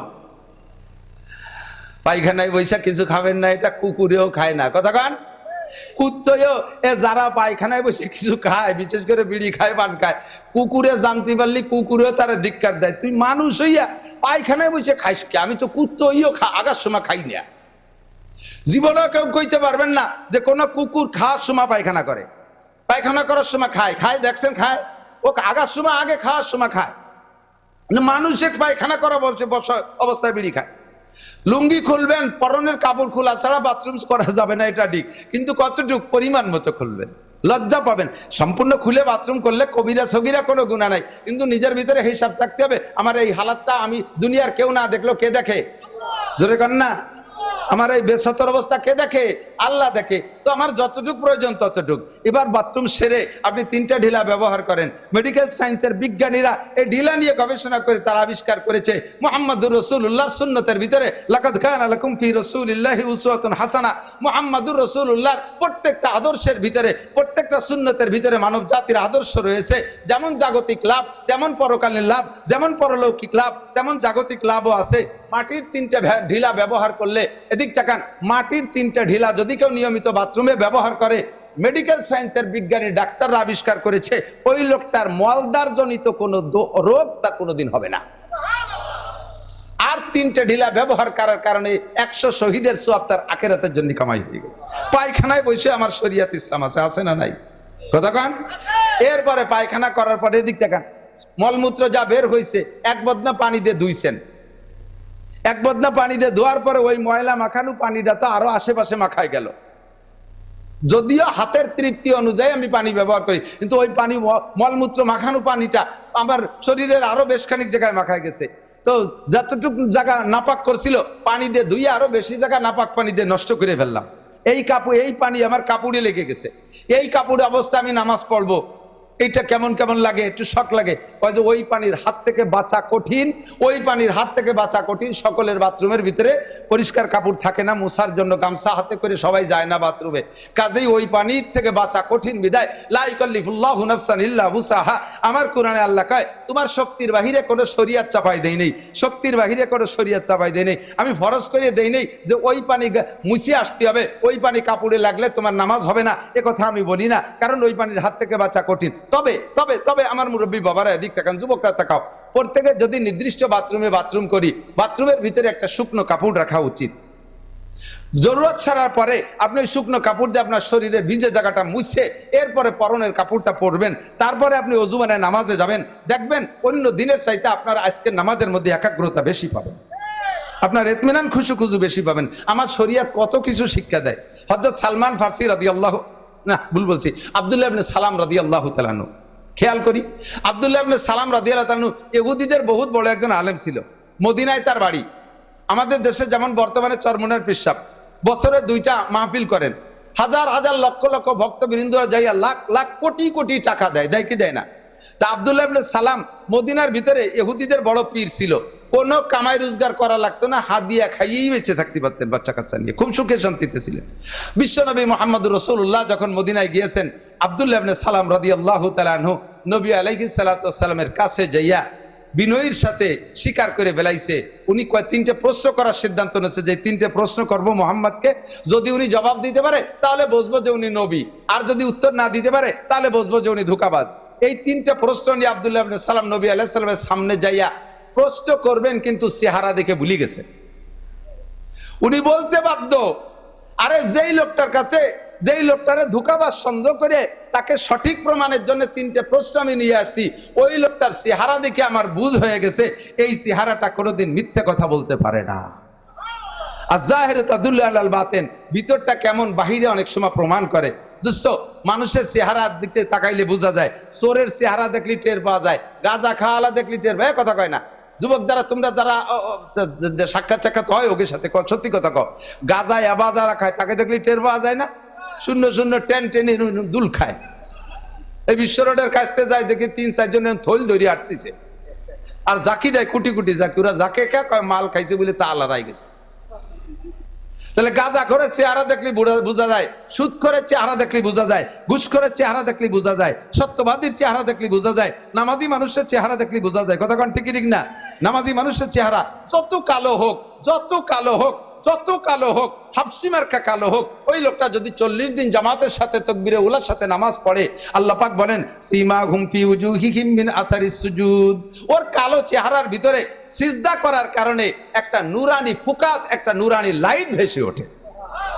ঠিক কি ঠিক না? তে এই লোকটা মিথ্যাবাদী হতেই পারে না।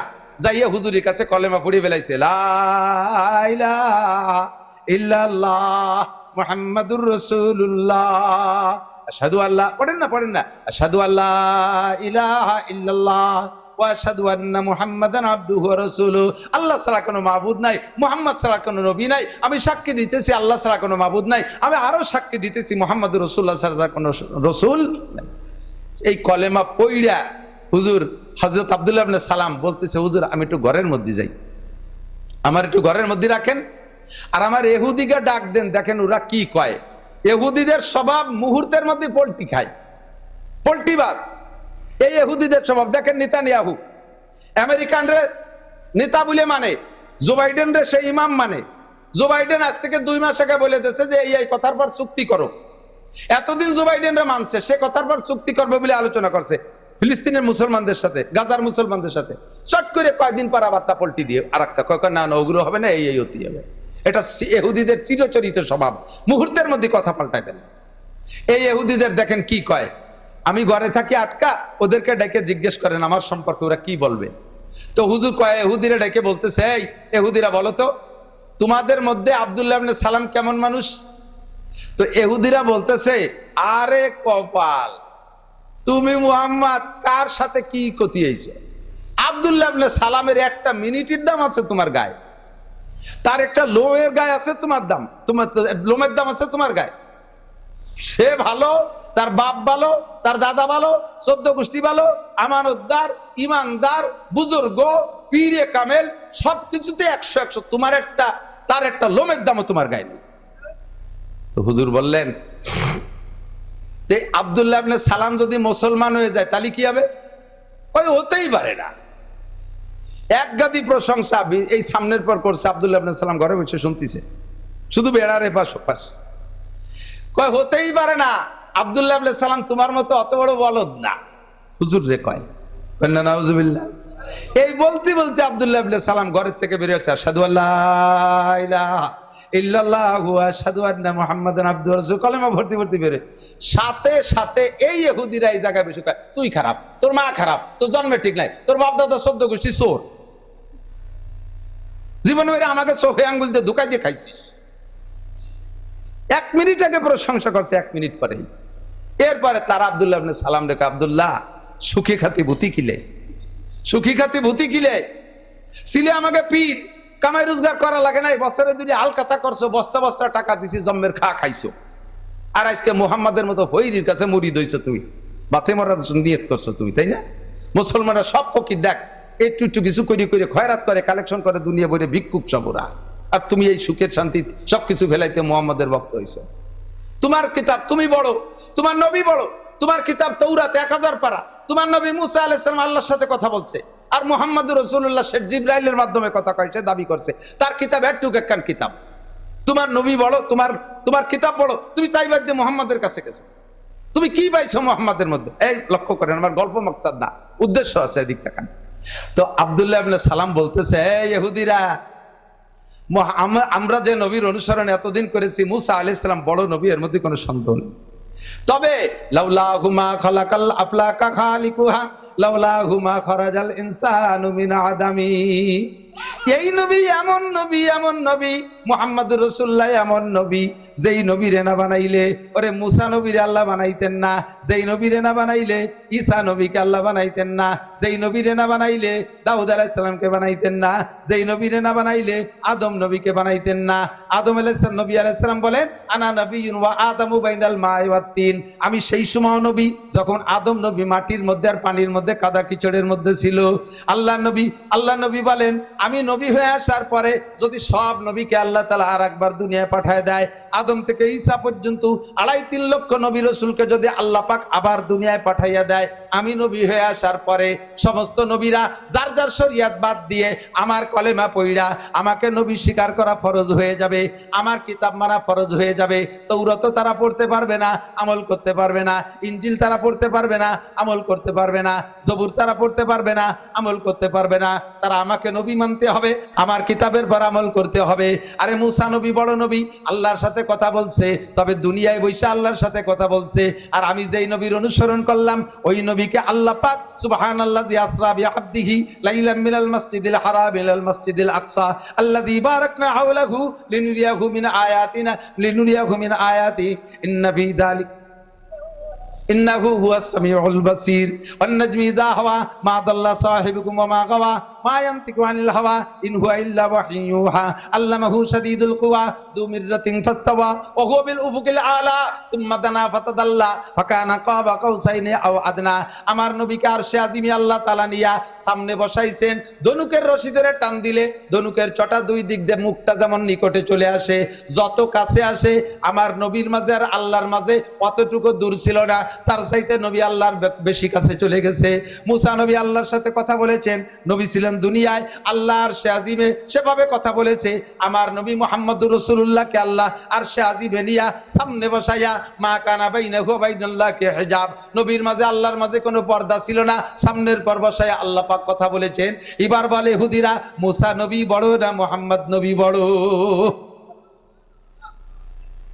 আল্লাহু আকবার। আরে মুসা নবী বলেছেন জান্নাত অনেক বড়, এটা কিতাবে পাইয়া পড়িয়ে বলছেন, আর জান্নাত বড় আমার নবী জান্নাতে যেয়ে দেখে আসে। মুসা নবী বলছেন জাহান্নাম অনেক বড়, জাহান্নাম উনি দেখে আসেন নাই, উনি কিতাবে পড়িয়া তার থেকে তোমাদেরকে বলছে।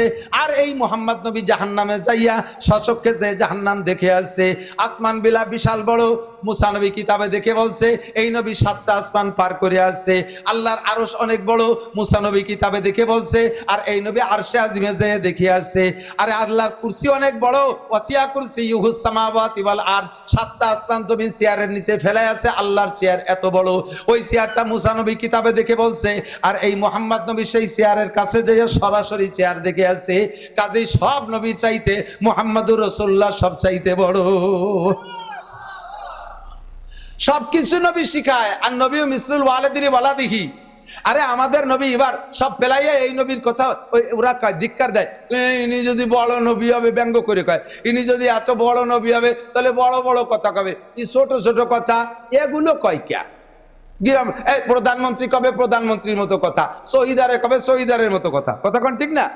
তাহলে এ নবী দি বড় নবী বড় বড় কথা কয়, তা শহীদারের মতো কথা কয় ক্যা? কি কয়? কয় যে না এর লোম সাফ করতে হবে, নখ কাটতে হবে, নিচের লোম সাফ করতে হবে, কুলুক করতে হবে, এই যে চুইটাই এগুলো কয় ক্যা? তো হযরত আব্দুল্লাহ ইবনে সালাম কয়, চূড়ার দল, আর নবীও মিসলি ওয়ালিদিহি ওয়ালাদিহি, নবী হলেন সন্তানের জন্য আব্বার মতো, নবী হলেন সন্তানের জন্য আব্বার মতো। আব্বা যেমন সন্তানকে সব শিখায়, ভাত লুকমা মুখে দেওয়া শেখায়, শোয়া শিখায়, প্যান্ট পরা শিখায়, পেশাব শিখায়, পায়খানা শিখায়, এ কথা বলেন শিখায় কিনা? তো নবী আমাদেরকে সেই রকম শিখায়, ইয়াল্লিমুনা কুল্লা শাই, আমাদের নবী আমাদের সবকিছু শিক্ষা দেয়, হাত্তাল খেরা। লাস্টে বলছেন হাত্তাল খেরা, আমরা পায়খানায় কি বসবো, কিভাবে বসবো, তাও নবী আমাদেরকে শিক্ষা দিয়েছেন। কন্যা সোহান। ছোটবেলায় আমার মুরব্বীরা সাক্ষী দেন, যারা এখনকার, এখন তো সবকিছু আপডেট হয়ে গেছে, সবকিছু উন্নত, ঠিক কিনা? এই আগে খেয়াল করে না, আগে ঘরের মধ্যে বসে আপনারা গল্প করতেন, যদি এর মধ্যে কেউ বাথরুমের প্রয়োজন হতো, পায়খানা আসতো, কি বলতেন? তোরা বয় আমি একটু বাইরেতে আসি, ঠিক না? তোরা বয় আমি একটু। আর এখন উঠোনে বসে গল্প করেন, পায়খানা আসলে কি কন তো তোরা ভাই আমি একটু ঘরের তেস, সব পায়খানা ঘরে ঢুয়ে গেছে না, অ্যাটাচড হয়ে গেছে বাথরুম। 99% 90%, আর বেশি দেরি নেই 100% হয়ে যাবে, শতভাগ বিদ্যুতায়িত হয়ে যাবে, শতভাগ পায়খানায়িত হয়ে যাবে, অ্যাটাচড বাথরুম। এই উন্নত হয়ে গেছে। তো যে সময় পায়খানা মোটেও ছিল না, আগানে বাগানে খাল কানার কিনারে পায়খানা করতেন। এরম পার্টি আছে নাকি দুই একজন? যথেষ্ট। আমার বাড়ির ধারে মধুমতি নদী, আমার জানা মতে আমার নদীর এপার ওপার দিয়ে কোনো বাড়ি পায়খানা ছিল না। বাগান, নদীর পাড়। বাগানে গেলে রিস্ক ছিল, চিনে জোকটোক লাগার ভয় থাকতো। আর নদীর পাড়ে গেলে অনেক দিক দিয়ে ঝুঁকি মুক্ত, একটা ভয় থাকতো যে জয়াল ভেঙে পড়েনি গাড়ে। তবে ও জায়গা পায়খানাও যেখানে, পানিও সেখানে। পায়খানা করতে বসতো না, এরা যখন মাঝিরা আসতো তখন মাথা নিচে হতো। মাথা নিচে হলে মাথা যত নিচে হয় কোন পা চুচু হয়, লজ্জাতে মুখ দেয়, আর যার কারণে লজ্জা করে তাও সইরে দেয় জাগাইতে সুইচে টুচে আসতো। আমরা পোলা পান্ডা যাইতাম নদীর ভাঙ্গনের উপরে প্যান্ট খুলে নিচে পায়খানা যেতাম। তো মাঝে মাঝে ফাজলামি করে আমিও করতাম, আমার সাথেও করতো। ওই যেটা পায়খানা গেছে নিচে উপরে, আমরা তার প্যান্ট চুরিয়ে নিয়ে যেতাম। আবার আমারও তা নিয়ে যেত মাঝে মাঝে, এই কান্তি কান্তি ন্যাংটা বাড়ি চলে আসতাম। আব্বা শিখাই দিল, বাবা পায়খানা ওভাবে গেলি ওই প্যান্ট চুরিয়ে যায়, পায়খানা বসার সময় এইভাবে বাস দিয়ে হাঁটুর মধ্যে থুইয়ে পায়খানা করতে হয়। আব্বা শিখাই দিছে। দেখি আব্বাই সন্তানরে পায়খানা করার পদ্ধতি। পায়খানা করে মাঠের মধ্যে পায়খানা করতেন, পানি না ফালি কি হতেন কোন দিন মনে আছে? আতালির পর ফাঁসা কইছে 3-4 রাত চলে যেতেন, প্যান্ট ফুটি বাড়ি চলে আসতেন। আব্বা কয় ওয়া করিস নে, শামুক টামুক থাকতে ওর ভাষা কাটিয়ে যেতে পারে। এর নাম আব্বা, এর নাম কি? তো আর নবী মিসলু ওয়ালাদিহি দেখি আমাদের নবীর সন্তানের জন্য আব্বার মতো আমাদের সব তা শিক্ষা দেয়। লুকমা কিভাবে মুখে দিবা, খাবার সাগুর সুগুর করে খাবা না, খাওয়ার সময় যেন কি বলা হয় শব্দ না হয়, তাহলে আর একজনের ঘৃণা লাগবে। বড় বড় লুকমায় খাবা না, গলা আটকে যাবে, এও শিক্ষা দেয়। পানি খাবা 3 নিঃশ্বাসে, প্রথমবারে এক ডোক খাবা যাতে লাইনটা ক্লিয়ার হয়, দ্বিতীয় বিসমিল্লাহ করে খাবা, এক ডোক খেয়ে পানি খেয়ে একটু আলহামদুলিল্লাহ বলো যে ক্লিয়ার, লাইনটা ক্লিয়ার করছেন কে? এই সে আল্লাহর প্রশংসা করো। এরপরে মাঝেরটা অর্ধেকের চেয়ে বেশি পান করে আবার নিঃশ্বাস ছেড়ে দাও। পানির ভিতরে নিঃশ্বাস ছাড়বা না, পানির গ্লাসের মধ্যে নিঃশ্বাস ছাড়বা না, এটা নবীর সুন্নাত। কারণ ভিতরের থেকে কার্বন ডাই অক্সাইড বেরোইয়া পানির মধ্যে গেলে ওই পানিটা দূষিত হয়, ওইটা পান করলে ক্ষতি হয়। আমার নবী 1500 বছর আগে, সায়েন্স বিজ্ঞান আবিষ্কারের আগে এগুলো হাতে ধরে শিক্ষা দিয়েছে। ও দোস্ত, এরপরে লাস্টের বা সম্পূর্ণ পানি পান করে গ্লাসের বাইরে নিঃশ্বাস ছাড়ো, পান করে বলো ওয়াসাকাহুম রাব্বুহুম শারাবান তাহুরা, আল্লাহ পাক আমাকে শারাবে তাহুর, পবিত্র পানি আসমান থেকে পাঠিয়ে পান করাইছে। সকল প্রশংসা আলহামদুলিল্লাহ, প্রশংসা কার? আল্লাহ। ঠিক না? কাজে আমার নবী আমাদের কোরআনের মধ্যে সব শিক্ষা দিয়েছেন, কিছু কোরআনের বাইরে নাই। অনেকে মনে করে দিক তাকান, অনেকে মনে করে যে হুজুররা যে মৌলবীরা রাজনীতি নিয়ে বর্তমানে নাচতিছে, আমাদের নেত্রীরে ঠগাই দিয়ে হুজুররা ক্ষমতায় যাবে বলে ফালাচ্ছে। হুজুররা দেশ চালাবে কিভাবে? দিক নোটক বাটুসকুত, কথা হবে না। আমি কোন জায়গায় রাজনীতির আগেও করি না, এখনো করি না, ভবিষ্যতেও করব না। কিন্তু সমালোচনা যে জায়গা আছে করে থুয়ে যাই, সংশোধন হতে পারলে সফল হবে। আমি এই টুঙ্গিপাড়াই বলেছিলাম আজ থেকে 5-7-10 বছর আগে, সম্ভবত মাহফিল আওয়ামী লীগের দ্বিতীয় টার্মে বলেছিলাম যে নেতারা আমার এই খবরটা একটু মাননীয় প্রধানমন্ত্রীর কাছে পৌঁছাই দিয়েন, মাননীয় প্রধানমন্ত্রীর কাছে পৌঁছাই দিয়েন। আর শক্তি থাকলে একটু পরামর্শ দিয়েন, যেন একটু আপনারা একটু প্রেসারও ক্রিয়েট করেন। গোপালগঞ্জে একটা আদর আল্লাহ প্রধানমন্ত্রীর কাছে বেশি আছে, কথাগুলো মানাইয়েন। 3টে দাবি করেছিলাম, এই 3টে দাবি যদি নেত্রী বাস্তবায়ন করেন তাহলে তার হাত থেকে কেউ কোনোদিন ক্ষমতা নিতে পারবে না, কেউ তার এগেনস্টে দাঁড়াইতে পারবে না।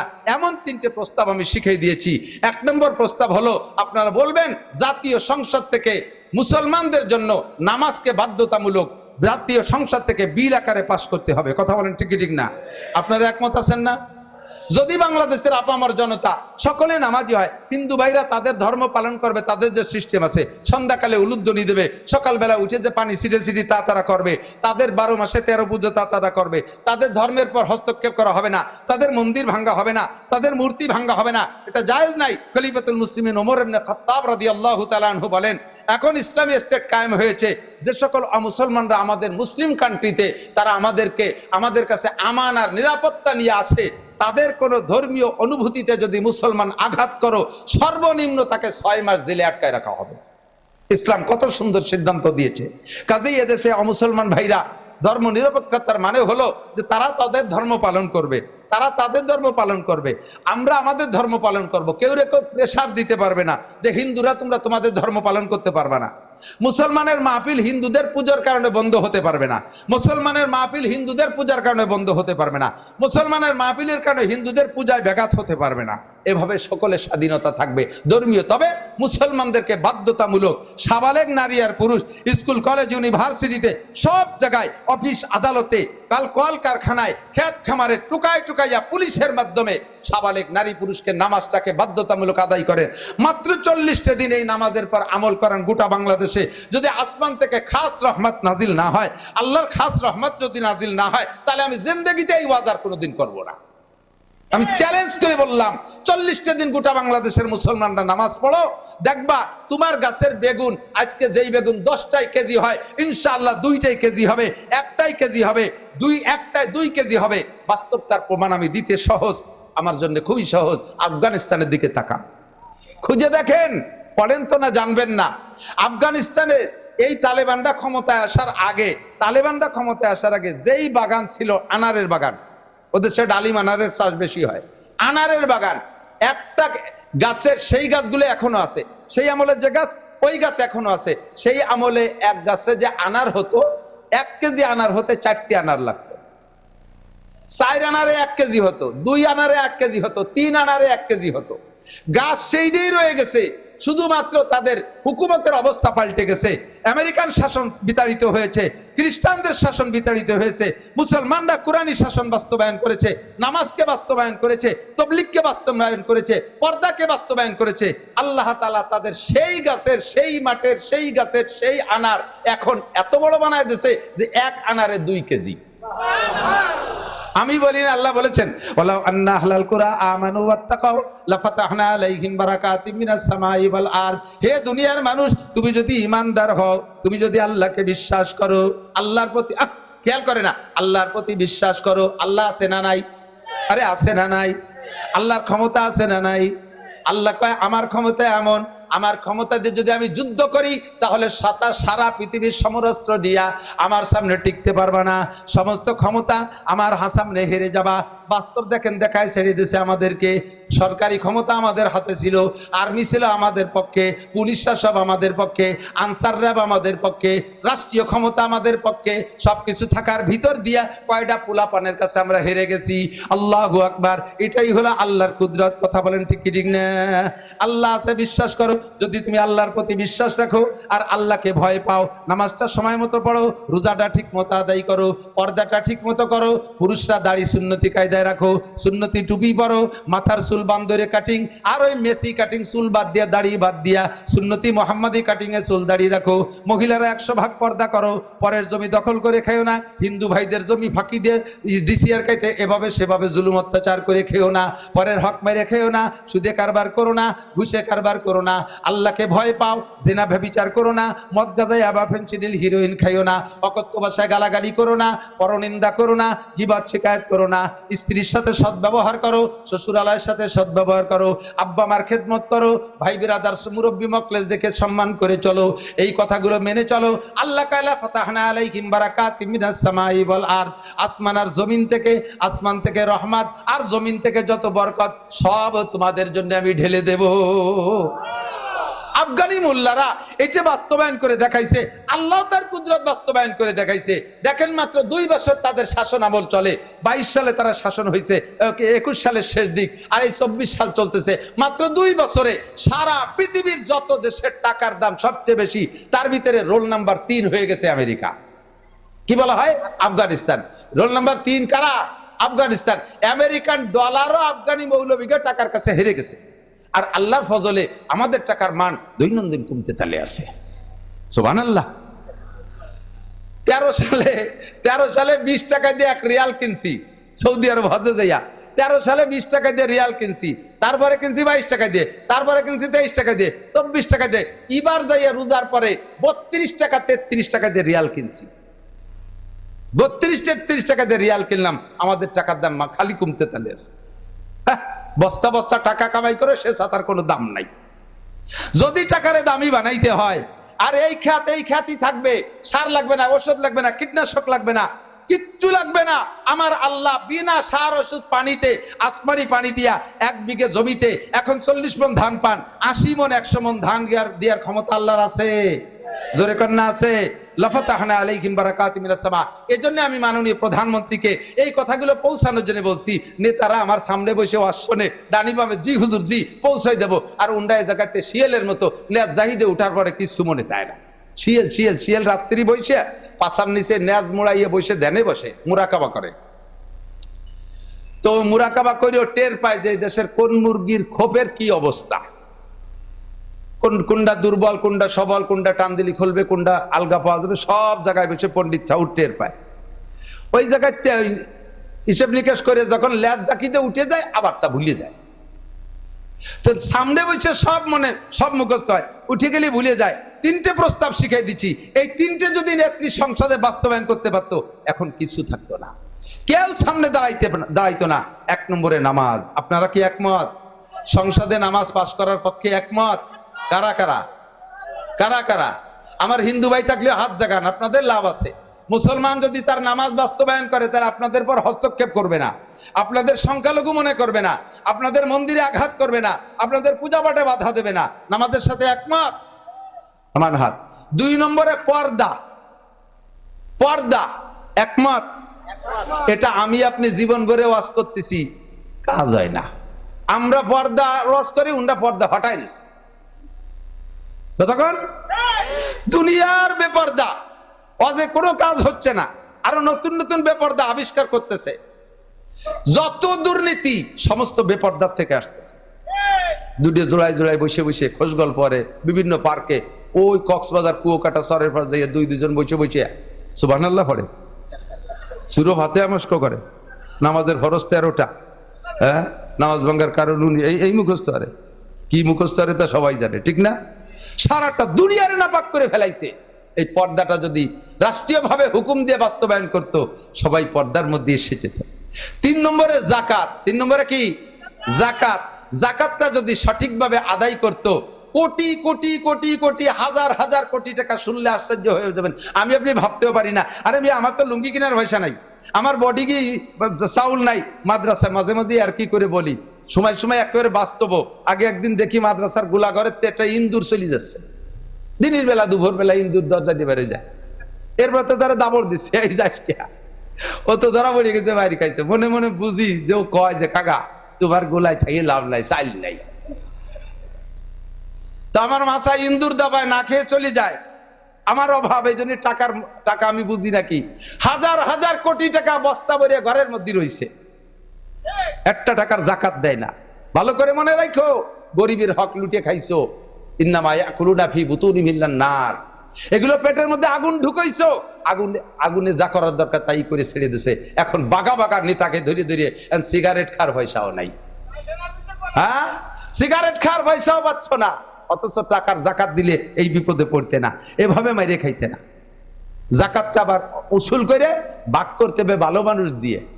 ভাগ করে কাগে হাতে, আল্লাহু আকবার। মাল্লাম ইয়াকাফিল্লাহ লাম ইয়াকাফিন নাস, যে আল্লাহরে ভয় পায় না, যে আল্লাহকে ভয় পায় না, সে মানুষকে ভয় পায়। যে নামাজ পড়ে না সে কি আল্লাহরে ভয় পায়? আর কথা কয় না রে আল্লাহ। যে নামাজ পড়ে না সে কি আল্লাহকে ভয় পায়? যে রোজা রাখে না আল্লাহরে ভয় পায়? যে হজ করে না আল্লাহরে ভয় পায়? যে ঘুষ খায় সে আল্লাহরে ভয় পায়? যে মদ খায় সে আল্লাহরে ভয় পায়? যে জিনা করে আল্লাহরে ভয় পায়? তো মাল্লাম ইয়াকাফিল্লাহ লাম ইয়াকাফিন নাস, যে আল্লাহকে ভয় পায় না সে মানুষকে ভয় পায় কি করে? মানুষের সব লুটে বুটে খাবে। এই সমস্ত মারিং ম্যানদের হাতে দিয়ে বন্টন করতে গেলে তো যথাযথ হবে না। যথাযথ আমানতদারের মাধ্যমে কাজগুলো করলে সুন্দর হবে। 3টে প্রস্তাব দিয়েছি, তার ভিতরে একটা হলো নামাজ। একটা কি? নামাজ। এই 3টে কেন নামাজের কথা কেন বলেছি? নামাজ এই কথা হবে না। নামাজ হলো এমনই একটা তাবিজ, নামাজ এমনই একটা তাবিজ, আল্লাহ নিজে বলেছেন এক তাবিজই সব রোগ সেরে যায়। ইন্নাস সালাতা তানহা আনিল ফাহশাই ওয়াল মুনকার। নিশ্চয় নিশ্চয় নামাজ নামাজিকে খেয়াল করে না। খেয়াল করতেছেন? নামাজ নামাজিকে সকল প্রকার অন্যায় থেকে ফিরায়। কে বলছে? আল্লাহ। মাসে একবার মিথ্যে কথা কয়, বছরে এক যুগ পরে তো একটা কয়, কোনোদিনও কয়। আল্লাহ তাআলা মিথ্যে কথা বলেন না। সেই আল্লাহ বললেন নামাজে অন্যায়কারীকে অন্যায় থেকে ফিরাবে। কাজেই আমি জাতীয় সংসদীয়ভাবে এটা পাশের দাবি এজন্য করছি যে আমরা তো বক্তারা জীবন ভরে ওয়াজ করি, আমাদের ওয়াজ জায়গাতে শুনে উঠে যায়। এখনই আজান দিলে অর্ধেক লোক আইছিলাম একটু ওয়াজ শুনতে, তো আজান দিয়ে ঝামেলায় বেলায় দিল। এই ওয়াজ শুনতে মজা লাগবে কিন্তু নামাজে মজা নাই। আর সরকারি ভাবে যদি হুকুম দেয়, যে সরকারি ভাবে কি নামাজ এইভাবে পিটাই পড়ানোর হুকুম আছে নাকি? আরে বেটা, হাদিস হলো পিটাইয়া নামাজের হুকুম আমি দেই না, বিশ্বনবী দিয়েছেন। উলামায়ে কেরাম সাক্ষী দেবেন। আলা রাসূলুল্লাহ সাল্লাল্লাহু আলাইহি ওয়াসাল্লাম মুরু সিবিয়ারাকুম বিসসালাতি ওয়া হুম আবনাউ সাবঈ সিনিন, তোমাদের বাচ্চাদের বয়স যখন হবে 7 তখন থেকে নামাজের অর্ডার করো। নামাজের অর্ডার 7 থেকে। কেন? সময় মতো নামাজ পড়তে হলে আগের থেকে প্রশিক্ষণ লাগবে না? 7 থেকে শিখাই নাও। আবার ফাঁকে আর একটা কথা কয়ে যাই, 7 আগে মসজিদিনী বানা বাচ্চাদেরকে। এসে গেছে একটু কয়ে যায়, এই জায়গায় একটা কথা থাকে। ছোট ছোট 2, 3, 4, 5, 6 বছরে, 4-5 বছরে, 3-4 বছরে পোলাপান দাদারা এইগুলো সাথে করে নিয়ে যায় পুতাকে, নানারা নাতি সাথে নিয়ে যায়, ছেলের বাপে নিয়ে যায়। বয়স তার 3-4 বছর, সে কি মসজিদের কিছু বোঝে? ওই সময় তারা নিয়ে যায়। সে যাইয়া মসজিদের কোনোটা বোঝে না। বাপে নামাজে দাঁড়াইছে, গাড়ি উঠে যায়। সিজদায় গেছে, তল দিয়ে কানে খুসা দেয়। রুকুতি গেছে, পকেটেতে চকলেট নিয়ে দেয়, আব্বা তুই এটা খা। ইমাম সাহেব আল্লাহদের ঠেলায় 4 বছরের টারে নিয়ে মেম্বারে বসাইতে নামাজে দাঁড়াইছে। ও থিয়ে জাতি পারে না। সে পুরো মসজিদের ভিতর দিয়ে কাতারে কাতারে তওয়াফ করে টরে যাইয়া বাপের যায় নামাজের সামনে দাঁড়াইয়া প্যান্ট খুলে মুতে দিছে। বলা এবার নামাজ কিভাবে? 7 আগে বোধ হয় না, 7 পার হয়, বয়সের সাথে সাথে ক্লাস পার করলে আল্লাহ তাআলা একটা বুদ্ধি দেয়। 7 থেকে বাচ্চাদের একটু ডাইন বাম বোধ হয়, এই জন্য 7 থেকে নামাজ শিক্ষা দাও, 7 মক্তবে পাঠাও।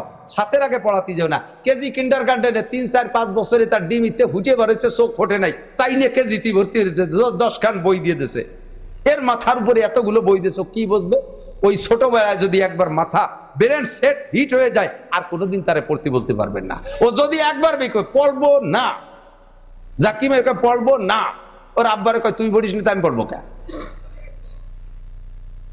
কিন্তু 7 থেকে দেখবেন, এই 7 আগে বলবেন না।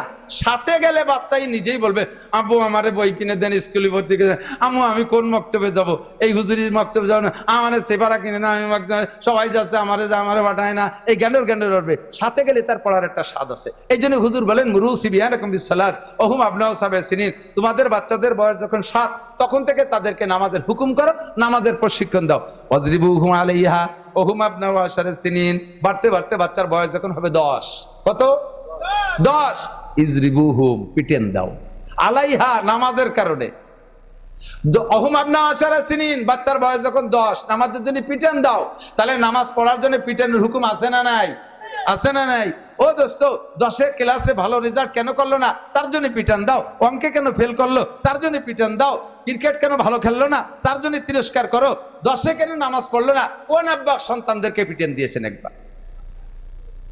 তো আব্বারে যদি অর্ডার দেয়া থাকে যে 10 বছরে পোলারে পিটাই নামাজ পড়ো, তাহলে সরকারের অর্ডার দেয়া আছে কলেজের যুবকরে পিটাই নামাজ পড়াও, কলেজের যুবতীরে পিটাই নামাজ পড়াও, তারই যে পর্দা পিটাই করাও। হুকুম আছে কি আছে না? কথা বলেন, আছে না নাই?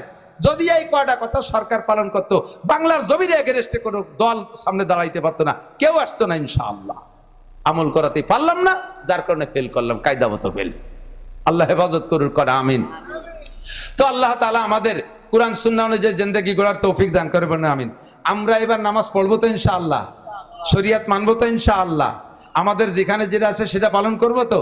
যে কথা বলতে যে অনেক দূর সরে যাই, বক্তাদের সিস্টেম যেটা কথা এসে গেলে চুটুক বলা লাগে। তো আমাদের ধর্মীয় গ্রন্থের নাম কি? আহা, কথা কয় না, লজ্জা পাচ্ছেন, ভয় লাগতেছে। আমাদের সংবিধান বইয়ের নাম কি? কোরআন ছাড়া অন্য কিছু মানি না, মানবো না। বলেন, কোরআন ছাড়া অন্য কিছু। কোরআনের সংবিধান সব জায়গা চললে ভালো হবে না মন্দ হবে? আমার হিন্দু ভাইদেরকে একটু পরামর্শ দিয়ে যায়, আছে না? হিন্দু ভাইরা আছে না? কমপক্ষে আওয়াজ তো যাচ্ছে, একটু খেয়াল করেন, এদিক তাকান। যদি কোরআনী হুকুম বাস্তবায়ন হয় কি লাভ হবে জানেন? আমি বলি, আমাদের কোরআনের বিধান হলো, মুসলমান যদি ইসলামী হুকুমত হয়, যদি মুসলমান চুরি করে ধরা পড়ে, আস-সারিকু ওয়াস-সারিকাতু ফাকতু আইদিয়াহুমা জাযাআম বিমা কাসাবা নাকালাম মিনাল্লাহ, চোর সুন্নি যদি মুসলমান হয়, ধরা পড়ে, তাহলে প্রথমবার তার ডান হাতের কবজি কেটে দাও, দ্বিতীয়বার ধরা পড়লে বাম হাতের কবজি কেটে দাও, যাতে আর চুরি করতে না পারে, হাতের কাম শেষ। কিন্তু মুসলিম কান্ট্রিতে মুসলমান যদি কোরআনী হুকুম বাস্তবায়ন করে, তাহলে এই জায়গা সংখ্যালঘু অমুসলমান যদি থাকে, তারা যদি চুরি করে ধরা পড়ে, এই বিচার তাদের না। তারা আমাদের মেহমান, তারা কোরআনী সংবিধান মানে না, কাজেই তারা চুরি করলে তাদের হাত কাটা হবে না, তাদের জন্য শাসনের জন্য অন্য নরমাল বিচার। তাহলে মুসলিম কান্ট্রিতে মুসলমানের চাইতে অমুসলমানরা বেশি সুবিধা পায়, কথা কোন ঠিক ঠিক না? মুসলিম কান্ট্রিতে কোরআনী হুকুম চালু হলে মুসলমানের চাইতে অমুসলমানরা বেশি সুবিধা পায়। দোস্ত, 2 নম্বর আরেকটা শুনে নেন, আযানিয়াতু যানি ফাজলিদু কুল্লা ওয়াহিদিন মিনহুমা মিয়াতা জালদা। মুসলিম কান্ট্রিতে কোরআনী হুকুমত যদি চালু হয়, তাহলে মুসলমান যদি জিনা করে ধরা পড়ে, অবিবাহিত যদি জিনা করে, তাহলে মিয়াতা জালদা, 100 কুড়া মারো, 100 চাবুক মেরে টান টান করে মানুষের ভিতরে দাঁড়ায় চাবুক মেরে দাও। তবে এই মুসলিম কান্ট্রিতে যদি অমুসলমানরা জিনা করে ধরা পড়ে, তাদেরকে এই চাবুক মারা হবে না। তারা কোরআন মানে না বিধায় কোরআনী হুকুম তাদের উপরে বাস্তবায়ন হবে না, শাসনের জন্য অন্য নরমাল বিচার তাদের জন্য। তাহলে বলেন, মুসলিম কান্ট্রিতে মুসলমানের চাইতে অমুসলমানের সুবিধা বেশি না কম না বেশি? যদি আশাইকাতু ইজা জানাজা ফারজুমুহুমা, মুসলমান যদি নারী আর পুরুষ বিবাহিত হয়ে জিনা করে ধরা পড়ে, বিবাহিত, তাহলে ফারজুমুহুমা, অর্ধেক মাটিতে পুঁতিয়ে পাথর মেরে শেষ করে দাও। এই বিচার যদি মুসলমান অন্যায় করে, তাহলে এই বিচার। ওই মুসলিম কান্ট্রিতে যদি মুসলমানরা জিনা করে ধরা পড়ে, তাহলে তাদেরকে এ বিচার নয়। তাহলে বলেন, মুসলিম কান্ট্রি ইসলামী হুকুমত চালু হলে মুসলমানের চাইতে ওই দেশে অমুসলমানরা সুখে থাকবে বেশি, ঠিক না? তাদের ধর্মীয় উপাসনালয়গুলো পাহারা দেওয়ার দায়িত্ব মুসলমানদের, শান্তিতে থাকবেন। এই জন্য আল্লাহর কাছে দোয়া করি, যা হবার হয়ে গেছে, আল্লাহ তাআলা আমাদের একটা বার কোরআনী শাসন দেখার তৌফিক দান করে, বলেন আমিন। কোরআন কেমন চালায় একটা বার আমরা দেখতে চাই না? কথা বলেন, চাই না? আল্লাহ তাআলা ব্যবস্থা করে। আমি তো আমলিক সরকারে থাকতে বলছি, আমার এই কোরআনী সংবিধান আমলিক সরকার পালন করুক, আমি সারা বাংলাদেশ থেকে ভোট কালেকশন করে দেব, সারা বাংলাদেশ থেকে ভোট এনে দেব, এদের হাত থেকে কোনোদিন হুকুমত ছুটবে না। কিন্তু কথা মানে কার কথা কে খায়? কোরআনের মধ্যেও সমস্যা আছে, জোরে কর না, নাউজুবিল্লাহ, আস্তাগফিরুল্লাহ। আরে এ কথা আইসে গেলে তো একটু কষ্ট হয়ে যাচ্ছে আপনাদের। আরেকটা কথা বলে নেই, দেখেন কোরআনের মধ্যে সমস্যা না সমাধান। কয় কি?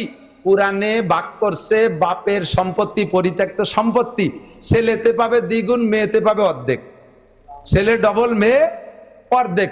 এই আল্লাহকে এটা কি ইনসাফি বন্টন করছে? একই বাপের সন্তান, ছেলেটাও বাপের, মেয়েটাও বাপের। সেই জায়গায় আল্লাহ এই কথা কৃষ্ণ তোরা, মেয়েটারে আল্লাহ তাআলা, সে তো অবুলা বানাইছে, দুর্বল, তারে আরো দ্বিগুণ দিয়ে ছেলেটারে অর্ধেক দেওয়া উচিত ছিল। আল্লাহ এই জায়গা ঠিক করে নাই। এই কথা পড়িয়ে আমাকে এক নেতা কয় কোরআনেও সমস্যা আছে। তোমারে আমি চোখে আঙ্গুল দিয়ে ধরাই দেই, মেয়েরে আল্লাহ তাআলা জিতেইছে, ঠগাই নাই। মেয়েকে জিতেইছে, ঠগাই নাই। এদিক তাকান, বাপ মারা গেছে, 2টা ছেলে মেয়ে থুয়ে গেছে, ছোট্ট একটা সংসার দিয়ে আমি হিসাব দিই, ছোট্ট একটা অর্থ দিয়ে আমি হিসাব দিই। বাপ মারা গেছে, 2টা ছেলে মেয়ে, মা বাপ 2জনই চলে গেছে, 2টা ছেলে মেয়ে রয়েছে, বিবাহ শাদী হয় নাই কেরি, কেবল তারা অ্যাডাল্ট হয়ে উঠছে। ভাইটা বড়, বোনটা ছোট। ভাইটা ভ্যান চালায়, বাপে জমি রেখে গেছে মাত্র 3 কাঠা, বিটের জমি 3 কাঠা জমি, কাঠা কয়তো এদিক। শরীয়তের বন্টন হিসেবে আল্লাহর দেয়া বিধান, কোরআনী সংবিধান হলো, এই 3 কাঠা জমির বাইতে পাবে, 2 কাঠা বুনে পাবে। এই যে আল্লাহ বুনডে ঠগাই দিয়েছে, জম্মের ঠগান। এই দেখে কয় কোরআনে সমস্যা আছে। এদিক তাকান, বুন্ডারে বিয়ে দিতে হবে। বিয়ে কে দেবে? মা বাপ তো নাই, ভাই দেবে না। এই বুন্ডারে এই জামানায় বিয়ে দিতে কিছু না কিছু লাগে, তো লাগবে। ছেলে একটা ঠিক করছে, ওই সাইজের ভ্যান চালাই নিয়ে, সেও সুফি সাহেব, দরবেশ সাহেব, সরমুনার মুরিদ, কয় ভাইজান আমি তো যৌতুক নেব না, তা আমি ভ্যান চালাই, পরে একখান ফাও মানে বাড়াইতে ভ্যান চালাই, ওরে দিন গেলি 500 টাকা দেওয়া লাগে। আপনি যদি কষ্ট হয় 1030 টাকা দিয়ে আমার এখানে ভ্যান কিনে দেন, পরে আমি আস্তে আস্তে চালাই আপনারে দিয়ে দেবো। এই শুরু হয়েছে। তো দেখছে যে একটা বোন, ছেলেটা ভালো, সরমুনার মুরিদ, তার একখান ভ্যান কিনে দেবো অসুবিধাতে, আমাকে আমার বোনই তো খাবে, এতে রাজি হয়ে গেছে।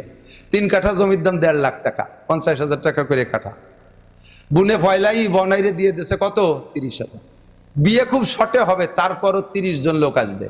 যত কমে খরচ করুক, 30 জনের পিছনে 30,000 টাকার নিচে হয়? আত্মীয় স্বজন কিছু আসবে না? এইটা কি বুনে কামাইরে আনছে, ভাই সাপ পাঠাবে নাকি ভাইতে দেয়া লাগবে?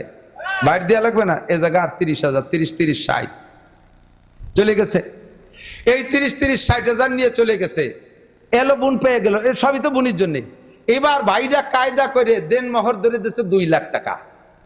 কত? এই 2 লাখ টাকা ভাই সাহেবের কাছ থেকে বুনডে আদায় করে দিচ্ছে। তাহলে বুনে পালো 2,60,000 আর বাপের জমি 50,000, তাহলে বুনে রয়ে গেল 3,10,000।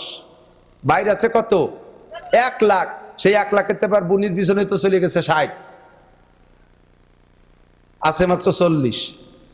এরপরে বুন্ডা বা শ্বশুর বাড়ি যাওয়ার পরে ছেলে মেয়ে হইছে, মাঝে মাঝে সিগন্যাল দেয়, ভাই আব্বাও নাই মাও নাই, বাপ হলিও তুই, মা হলিও ভাবি, একটু বেড়াতে আসতে চাচ্ছি, আয়।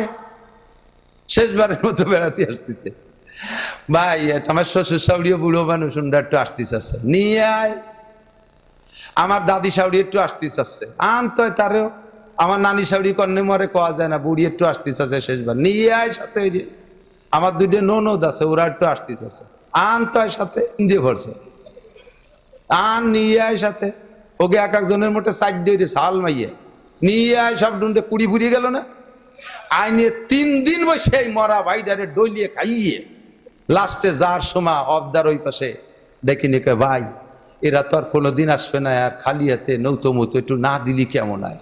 ভাই ফেলাই কান্দে দিচ্ছে, বুন্ডি লাস্টে ভ্যান খান বেছে 3 দিন তোকে খাইছে, নৌতো দেবো কি দিয়ে। পরের একটা বহন বছর বর্গা ফালতো, তাই নিয়ে আটে নিয়ে বেছিয়ে নৌতো দিয়ে পাঠাইছে। নিয়ে গেল কি পরিমাণ, বাইরে থাকলো কি কন্ত। আল্লাহ বলে বাইরে জিতেছে, বুন্ডে ঠগাইছে। আল্লাহর কোরআন কত সুন্দর। মহিলাদের খালি পাওনা, স্বামীর কাছ থেকে পাবে 2 আনা সম্পত্তি, দেনমোহর পাবে, ছেলে মল্লি পাবে, ও জায়গার থেকে আরো পাবে, খালি পাবে আর পাবে। এদিকে বাপের বাড়ির থেকে পাবে, বাইর সম্পত্তি থাকলে পাবে, বিভিন্ন ভাবে খালি পাবে আর পাবে। আজীবন এসে বাপের বাড়ি ভাই বাড়ি বসে খাবে, আর বাইর খালি যাইতেই তাহলে থাকবে। ওদিকে বাইর বিয়ে কিন্তু বাকি রয়েছে। সে বিয়ে হতে গেছে, সে জায়গা তার 2 লাখ টাকার দেন মর ধরাই দিছে, সে জায়গা তার বাজার করে গাট করে জাতি গুটি খানিক লাগছে। লাস্টে সে করবে কি, যাইয়ে বেড়াকের থেকে 50,000 টাকা হালাল ভাবে উঠই। আল্লাহর কোরআন কত সুন্দর কথা বলেন। কোরআনের সংবিধানের চাইতে ভালো সংবিধান হতে পারে? এইটা যদি বাস্তবায়ন হয় তাহলে সব জায়গায় শান্তি পাওয়া যাবে, সব জায়গায় শান্তি পাওয়া যাবে। আমরা গোপালগঞ্জ উলামা পরিষদ আছে, আমাদের জিলাওয়ার এইগুলা উলামা পরিষদ আছে। এটা কি কোটালীমার টুঙ্গিপাড়া? কোটালীপাড়া কাছাকাছি, টুঙ্গিপাড়া কোটালীপাড়া। আমরা পুরো 5 থানা মিলে উলামা পরিষদ। আমি সদর থানার সভাপতি, আমাদের জেলা উলামা পরিষদের সভাপতি কাশী নজরুল জামাই, সদস্য সভাপতি নাতে জামাই মাহমুদুল হাসান শাহজুর দামাত বরকাতুম। আমরা উলামা পরিষদের পক্ষ থেকে মাঝে মাঝে আপনাদের কাছে এই ধর্মীয় বিষয়গুলো প্রশিক্ষণের জন্য বিভিন্ন, যেমন মানুষ মাটি দিচ্ছেন, সুন্নতি তরিকায় মাটি দিচ্ছেন না, সুন্নতি তরিকায় মাটি দিচ্ছেন না, কবরে রাখতেছেন, বলতেছেন তাজা খাড়া মিথ্যে কথা। সুন্নতি তরিকা কি? কবরটা হবে এমন সিস্টেমে যে লাশটারে পুরো কাট করে শোয়ানো যায়, পুরো কাট করে ডাইন দিক কাট করে কিবলা মুখে শোয়ানো সুন্নাত। আমরা শীত করে শোয়াইয়া বড়া মানুষটারে গাড় মুড়াই দিয়ে ওই দিক ফিরে দিই। অথচ সুন্নতের খিলাফ করে দোয়াটা পড়লাম কি, বিসমিল্লাহি ওয়া আলা মিল্লাতে রাসূলিল্লাহ। আল্লাহ নবী কয় তুমি তাজা খাড়া মিথ্যে কথা যা কইছো শোয়ানোর দরকার ছিল ডাইন কাতুইয়া শীত করে শোয়াই ওরে গাড় মুড়া দিয়ে আল্লাহ মিল্লাতে রাসূলিল্লাহ সোর আর ফিরে কবি না। এই আমরা উলামা পরিষদের পক্ষ থেকে আপনাদেরকে মানুষ দাফন করা, গোসল করানো, কাফন পরানো, জানাজা পড়ানো, নামাজ হাতে ধরে প্রশিক্ষণ দেওয়া। নামাজ পড়তে পারেন কয়জনে? নামাজ তো সবাই পড়েন। নামাজের ইন্টারভিউ নিলে 99% পাবলিক ফেল করবেন। নামাজের ইন্টারভিউ নিলে আমরা পরিষদের পক্ষ থেকে আপনাদেরকে যদি এরকম প্রোগ্রাম দিয়ে দিয়ে মাঝে মাঝে আসি, আপনারা আসবেন না ইনশাআল্লাহ? শিখাইলে শিখবেন না ইনশাআল্লাহ? এটা হলো মুসলমানের দায়িত্ব, উলামায়ে কেরামের দায়িত্ব। যে কথা বলতে যে সরে চলে গেছি, তাহলে আমাদের সংবিধান বই আল কোরআন, বলেন কি? এটা সব কিছুর সমাধান দেওয়ার ক্ষমতা রাখে কি রাখে না? পুরো দেশকে চালানোর ক্ষমতা রাখে কি রাখে না? আমার আপনার সব কিছু করার ক্ষমতা আল্লাহ কোরআনের মধ্যে আল্লাহ তাআলা দিয়েছে। এই কোরআন 30 পারা, কয় পারা? 6666 আয়াত। সূরা বিন্যাস হয়েছে 114টা, 114টা পারা 30। আমি তার ভিতরে থেকে এই ওয়াজের দিক যাই নাই কিন্তু এখনো। আপনাকে তো কষ্ট হয়ে যাচ্ছে। বছরের শুরু তো আপনারা অনেকেই কইছেন নাসির হুজুরের না আনলি পারার মাহফিলি দেব না, কাজেই আমার সেই আগে পিছে কাজা কাফারা সব পুরো হতে হবে না। আল্লাহ এই জন্য একটু বেশি ওয়াজ করবো, রাগবেন না তো? তবে ইনশাআল্লাহর অল্পক্ষণের মধ্যে ছেড়ে দেব। এই 114 সূরার ভিতরে 30 পারার ভিতরে 21 নম্বর পারা, তার ভিতরে একটা সূরার নাম সূরা লুকমান। সূরা লুকমানের 2য় পৃষ্ঠা থেকে 2য় রুকু থেকে আমি 2টা আয়াত পড়ছি। সূরাটার নাম সূরা লুকমান। এদিক আদম নামে কোন সূরা কোরআন শরীফের ভিতরে নাই। অনেকের নামে আছে, সূরা ইব্রাহিম আছে, সূরা নূহ আছে, জি, সূরা মুহাম্মদ আছে, আমার নবীর নামেও সূরা আছে। আবার বড় বড় জলিলুল কদর সাহাবী আবু বকর, উমর, উসমান, আলী, তলহা, জুবাইর, বিলাল, আম্মার, সোহেব, হাসান, হুসাইন, ফাতেমা, আয়েশা, খাদিজা, রহিমা, এনাদের কেন নামে সূরা নাই? ফাঁকে যাইয়ে আল্লাহ তাআলা কি ভালোবেসেছেন আল্লাহ জানে, একটা লোকের নামে একটা সূরা, যেই লোকটা এই নবীর উম্মত না, কিয়ামত পর্যন্ত আর আসবে না, উনি বেশ আগের মানুষ, এই লোকটার নামে একটা সূরা নামকরণ হয়েছে সূরা লুকমান। লোকটা কেমন লোক, এই লোকটার হালকা একটু পরিচয় দিয়ে দুইটা কথা বলে শেষ করে দেবো, দোয়া করে দেবো। খুব মজার কথা, এদিক থাকা। লোকটার নাম লুকমান। আপনারা জানেন লুকমানে হাকিম। লুকমানে, লোকটা খুব হ্যান্ডসাম বডি ফিগার ওয়ালা লোক না। লোকটা নায়কের মতো, সালমান শাহর মতো খুব চেহারাওয়ালা মানুষ না। মক্কা মদিনা ওয়ালাদের মতো উজ্জ্বল চেহারাওয়ালা মানুষ না।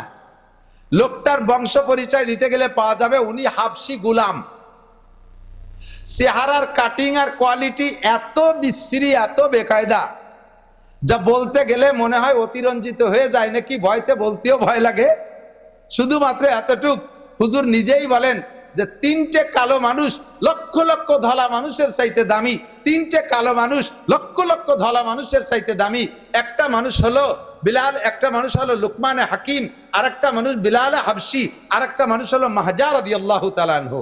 হযরত মাহজা হাবশি গোলাম ছিলেন হযরত ওমর রাদিয়াল্লাহু আনহুর আজাদ করা গোলাম, আর বিলাল হাবশি উমাইয়ার গোলাম ছিল, আবু বকর কিনে তারা আজাদ করে দিয়েছে। আর এই লোকটা লুকমানে হাকিম আরো প্রায় 2500 বছর আগের মানুষ, উনিও গোলাম ছিলেন, ওনার পূর্বপুরুষও গোলাম। চেহারা মিচমিচে কালো, ঠোঁট দুটো এরকম মোটা, চোখ দুটো ছোট ছোট, দাঁতগুলো সাদা, মাথার চুলগুলো ভেড়ার চুলের মতো কুকড়া কুকড়া, আঙ্গুলের মোটা মোটা, পা ফাটে গেছে বালিয়া বাঙ্গির মতো, এই ঠোঁটও এরকম ফাটা, কোনো দিক দিয়ে কোনো ঢক নাই। যদি খালি গায়ে বসে থাকে তাহলে মানুষটা বন্য প্রাণী, এ বুঝাই বড় কঠিন, এরকম একটা কালো মানুষ। লোকটাকে আল্লাহ তাআলা প্রস্তাব পাঠিয়েছেন, তার ঈমান আর তাকওয়া, তার আমল আর আখলাক দেখা আল্লাহ পাক খুশি হইয়া প্রস্তাব পাঠাইছে। হ্যাঁ ভাই, এদিক তাকান। চেহারার নাম মানুষ না, কথা কন না কেন? চেহারার নাম মানুষ না, মানবতা আলাদা জিনিস। আদমিয়াত লা মুশাহমো পোস্তেনিস, আদমিয়াত লা মুশাহমো পোস্তেনিস, আদমিয়াত জুজরি যায় দোস্তেনিস। চামড়ার নাম মানুষ না, স্বাস্থ্যের নাম মানুষ না, চেহারার নাম মানুষ না। বহুত চেহারাওয়ালা মানুষের জুতো দিয়ে পিটাইলে জুতোর ইজ্জত যায়, এরকম মানুষ আছে না নাই? অনেক মোটা মানুষ আছে, বড় হাট্টা কাট্টা বডি, ওরে যদি পা দিয়ে লাথি মারা হয় পারও ইজ্জত যায়, ওরে লাইতেও ঘৃণা লাগে। আল্লাহু আকবার। আবার শুকনো শাকনাটা কালো মানুষ এমন দামি হইতে পারে, এমন দামি হইতে পারে, সারাটা দুনিয়ার মানুষ তার ভক্ত হয়ে যেতে পারে। এই বিলালে হাবশি কি বলা হয়, লুকমানে হাকিম কালো মানুষটা এমন কালো, বংশ পূর্বপুরুষ ধরে একেবারে গোলাম আর গোলাম। এই লোকটাকে আল্লাহ তাআলা নিজে প্রস্তাব পাঠাইছে। তাফসীরে মারিফুল কোরআনে দেখে আল্লাহ বলে পাঠাইছে, এ লুকমান, তুমি কি নবী হতে চাও না ওলি হতে চাও? বোঝেন নাই? তুমি কি নবী হতে চাও না ওলি হতে চাও? নবী আর ওলির পার্থক্য একটু বুঝে নেন। সারা পৃথিবীর সমস্ত ওলি, আদম থেকে নিয়ে কিয়ামত পর্যন্ত যত ওলি আসছে আর আসবে, সব ওলিদেরকে, আল্লাহ ওলি মানে আল্লাহর খাস বন্ধু, এই ওলিদেরকে এক পাল্লায় বসাই দিলি, আর একজন সাধারণ নবীকে আর এক পাল্লায় বসাইলে নবীর পাল্লার ওজন বেশি হয়ে যাবে। এইরকম প্রস্তাব যদি নবী হতে, খেয়াল করে না, আমারে যদি বলে তুমি কি মন্ত্রী হতে চাও না শহীদার হতে চাও? চৌকিদারিও তো সরকারি চাকরি, এ জমানে তো সরকারি চাকরি সোনার হরিণ, অত নিচে না গেলাম। আমার যদি কয় তুমি মন্ত্রী হতে চাও না ওয়ার্ড মেম্বার হতে চাও, তাহলে আপনি কি নেবেন তা জানি না, আমি তো মন্ত্রিত্ব চাবো, ঠিক না? এ যদি সাই দিয়ে কয় তাতে কি, আর সে আমরা তো এখানে কাড়াকাড়ি করতেছি যে আমি হব, আমি হব, এটা ওটা ওটা সেটা হবো।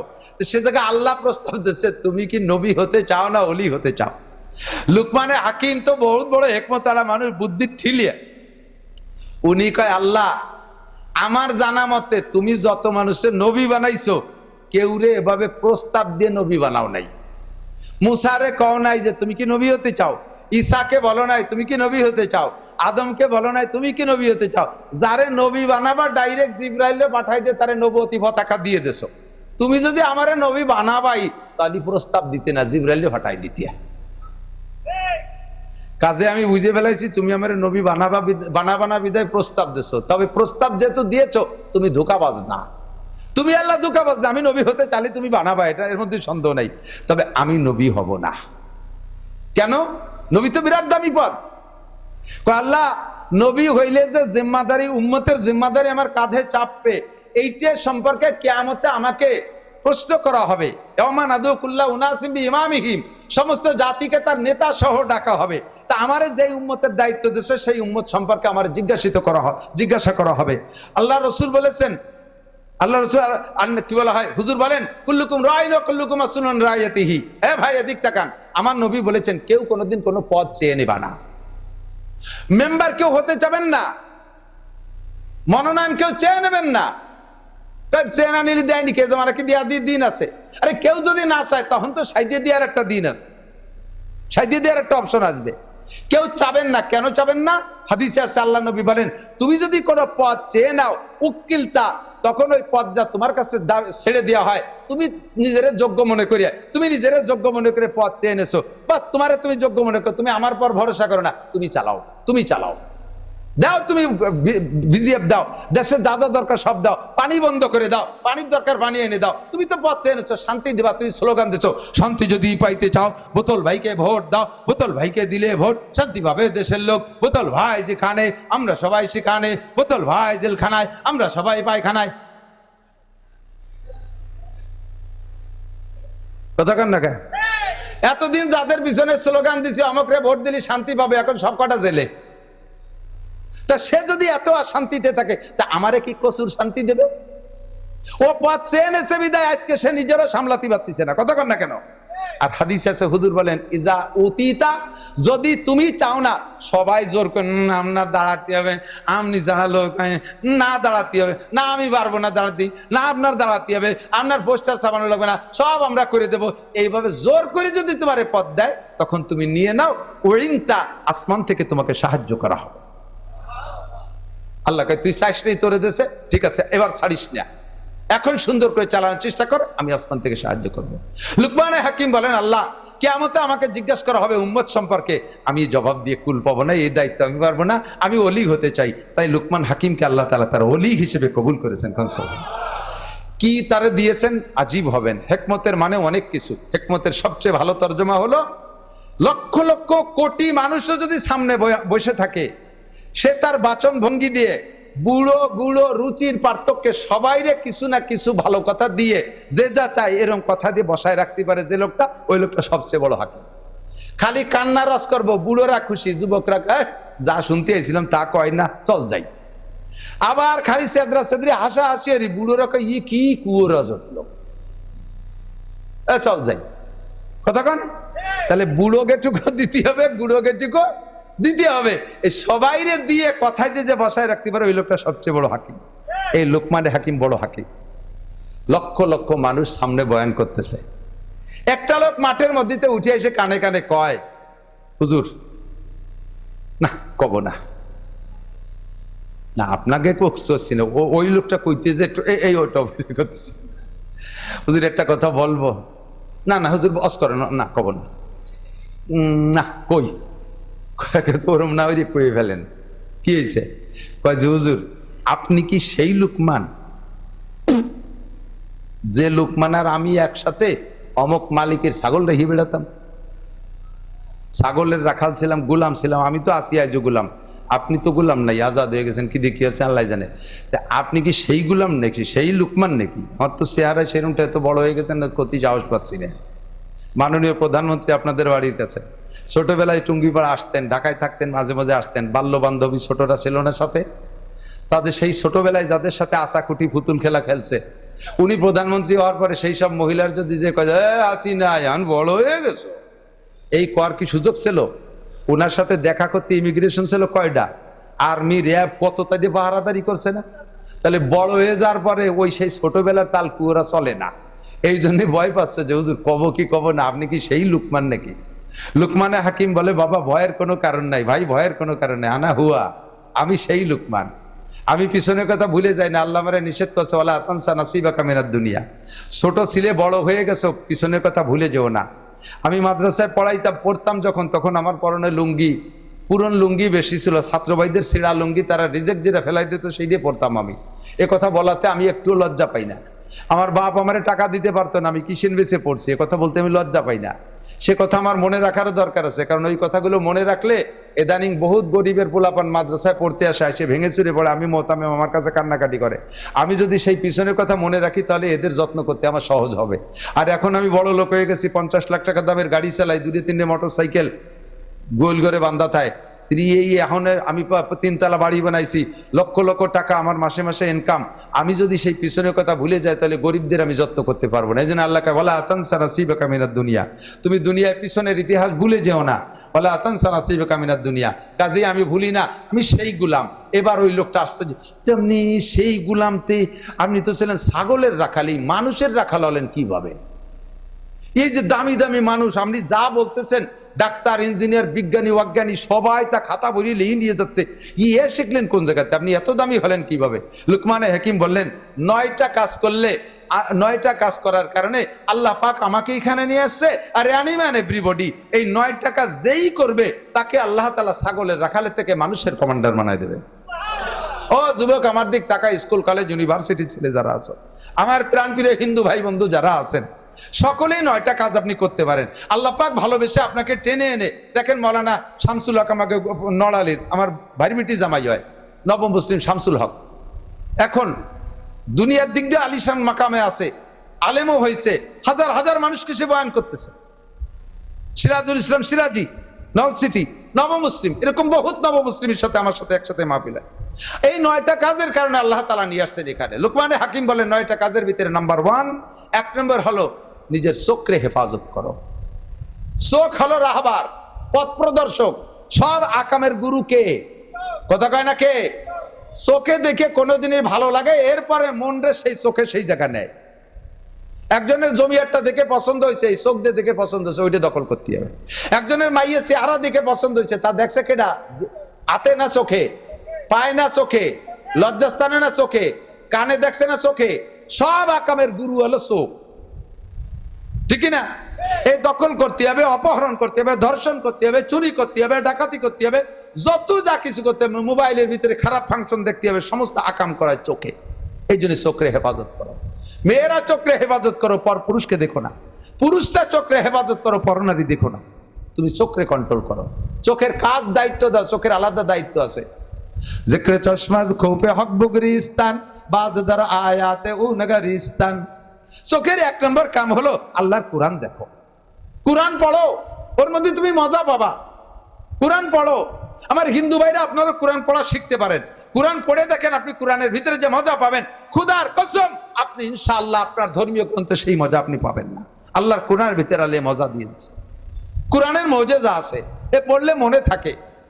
আমার ভাগ্নে আমার মাদ্রাসায় পড়ে, আমার স্বাস্থ্য বলির ছেলে, মাত্র 5 মাস 150 দিনে 30 পারা মুখস্থ করছে। দুনিয়ার কোন বই আছে এত বড় একটা বই 150 দিনে মুখস্থ করতে? এমন মেধাবী কে আছে? চ্যালেঞ্জ কোন জগতে নাই। বাংলা বলেন, ইংরেজি বলেন, অঙ্ক বলেন, কোন বই এভাবে মুখস্থ করতে 150 দিনে মাত্র 30 পারা কোরআন শরীফ মুখস্থ করে। বয়স 8 বছর, বয়স আবার দামানো মাতান 8 বছর বয়স। আল্লাহু আকবার। কোরআনের ভিতরে মজা পাবেন। এই চোখ দিয়ে কোরআন দেখার জন্য আল্লাহ চোখ দিয়েছে, টেলিভিশন দেখার জন্য দেই নেই, ওই ফেসবুক দেখার জন্য দেই নেই, ল্যাংটা ছবি দেখার জন্য দেই নেই, সিনেমা দেখার জন্য দেই নেই, পর্নারি দেখার জন্য দেই নেই, দুনিয়ার হারাম কিছু দেখার জন্য আল্লাহ চোখ দেই নেই। আর একটা কাজ হলো আল্লাহর ভয়ে গভীর রাত্রে উঠে তাতাজাফা জুনুবুহুম আনিল মাদাজি ইয়াদউনা রাব্বাহুম খাওফান ওয়া তামা। গভীর রাত্রে উইঠা 2 রাকাত 4 রাকাত পারলে তাহাজ্জুদ পড়ো। আরে যদি তাও না পড়ো, কমপক্ষে ইশার নামাজ ফরজ আর সুন্নাত পড়ার পরে বেতের আগে 2-4 রাকাত তাহাজ্জুদের নিয়তে পড়া, বেতের পড়া মালিকের কাছে একটু কাঁদো। বান্দার চোখ থেকে যখন চোখের পানি পড়ে, চুবারারান দাস পাশিমানিয়ানিন, চুবারারান দাস পাশিমানিয়ানিন আরশেলার জাদা জানিনুল মুজনিবিন মারকাবে তওবা আজায়েবে মারকাবাস बर्फ लगता ज्यादा बा एक लहजा पास चुबर आरम दस पशीमानियानिन আর সেলার জানি নুল মুজনিবিন, বান্দার চোখ থেকে যখন পানি পড়ে আল্লাহর ভয়ে, জাহান্নামের ভয়ে, গুনার ভয়ে, আর সে আজিমের খুঁটি, 8টা খুঁটি থরথর করে কাঁপতে থাকে। আর বহন করে 8 জন ফেরেশতার হাতের ভিতরে খুঁটিগুলো নড়তে থাকে। ফেরেশতারা আল্লাহর কাছে বলে, আল্লাহ এতক্ষণ তো খুঁটি বড় নীরব ছিল, ধরে রাখতে সমস্যা হয় নাই, এ খুঁটি তো থরথর করে কাঁপতেছে, ছুটে যাওয়ার ভয়। ও মালিক, খুঁটি কেন কাঁপতেছে? আল্লাহ পাক জবাব দেয়, ও আমার ফেরেশতারা, জমিনের উপরে আমার এক বান্দা জীবন ভরে মূর্তি পূজা করেছে, আজকে তওবা করে আমি আল্লাহকে আল্লাহ বলে স্বীকার করে ভয় পেয়ে কলেমা পড়া চোখ থেকে 2 ফোঁটা পানি বের করে দিয়েছে। আরে মূর্তিতে কিছু করতে পারে না, দেবদেবী কিছু করতে পারে না, গাছপালায় কিছু করতে পারে না, ওর আজকে বিশ্বাস তৈরি হয়েছে সব কিছু করতে পারে একমাত্র আল্লাহ।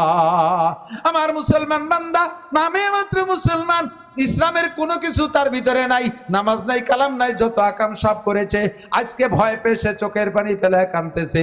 ওর চোখ থেকে যখন পানি বের হইছে, ওই কারণে তোমাদের আরশের আজিমের 8টা খুঁটি কাঁপতেছে।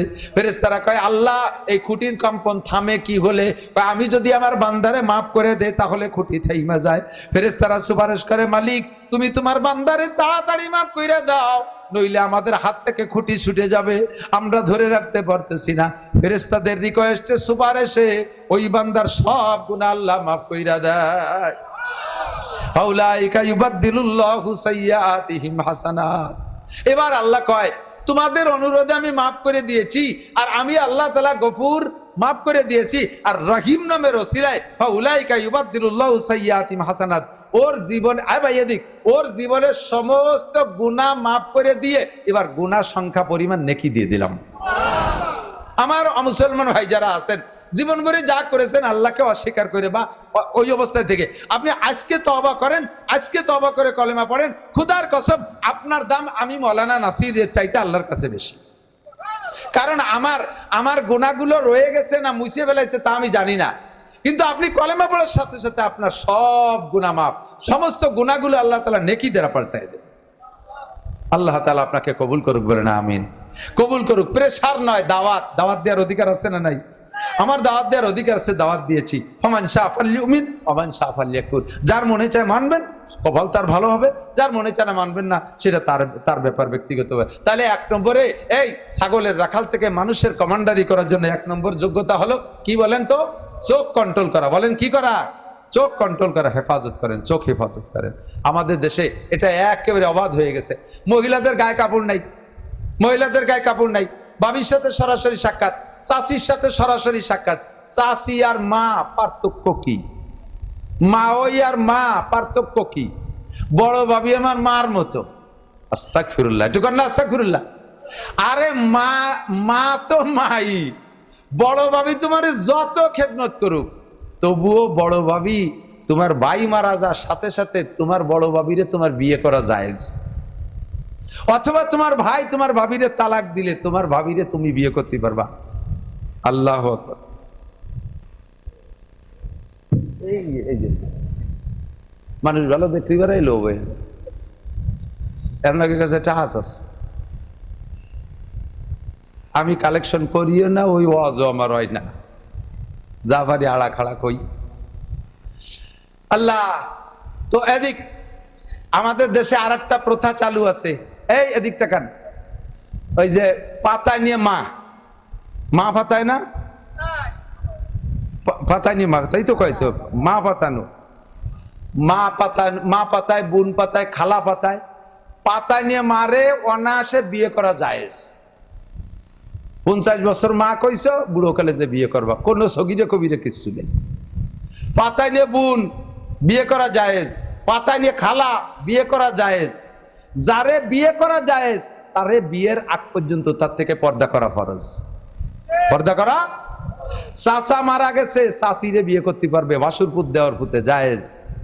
চাচায় চাচিরে তালাক দিয়ে দিছে, এবার ভাসুরপুত দেওয়ার পুতে বিয়ে করতে পারবে।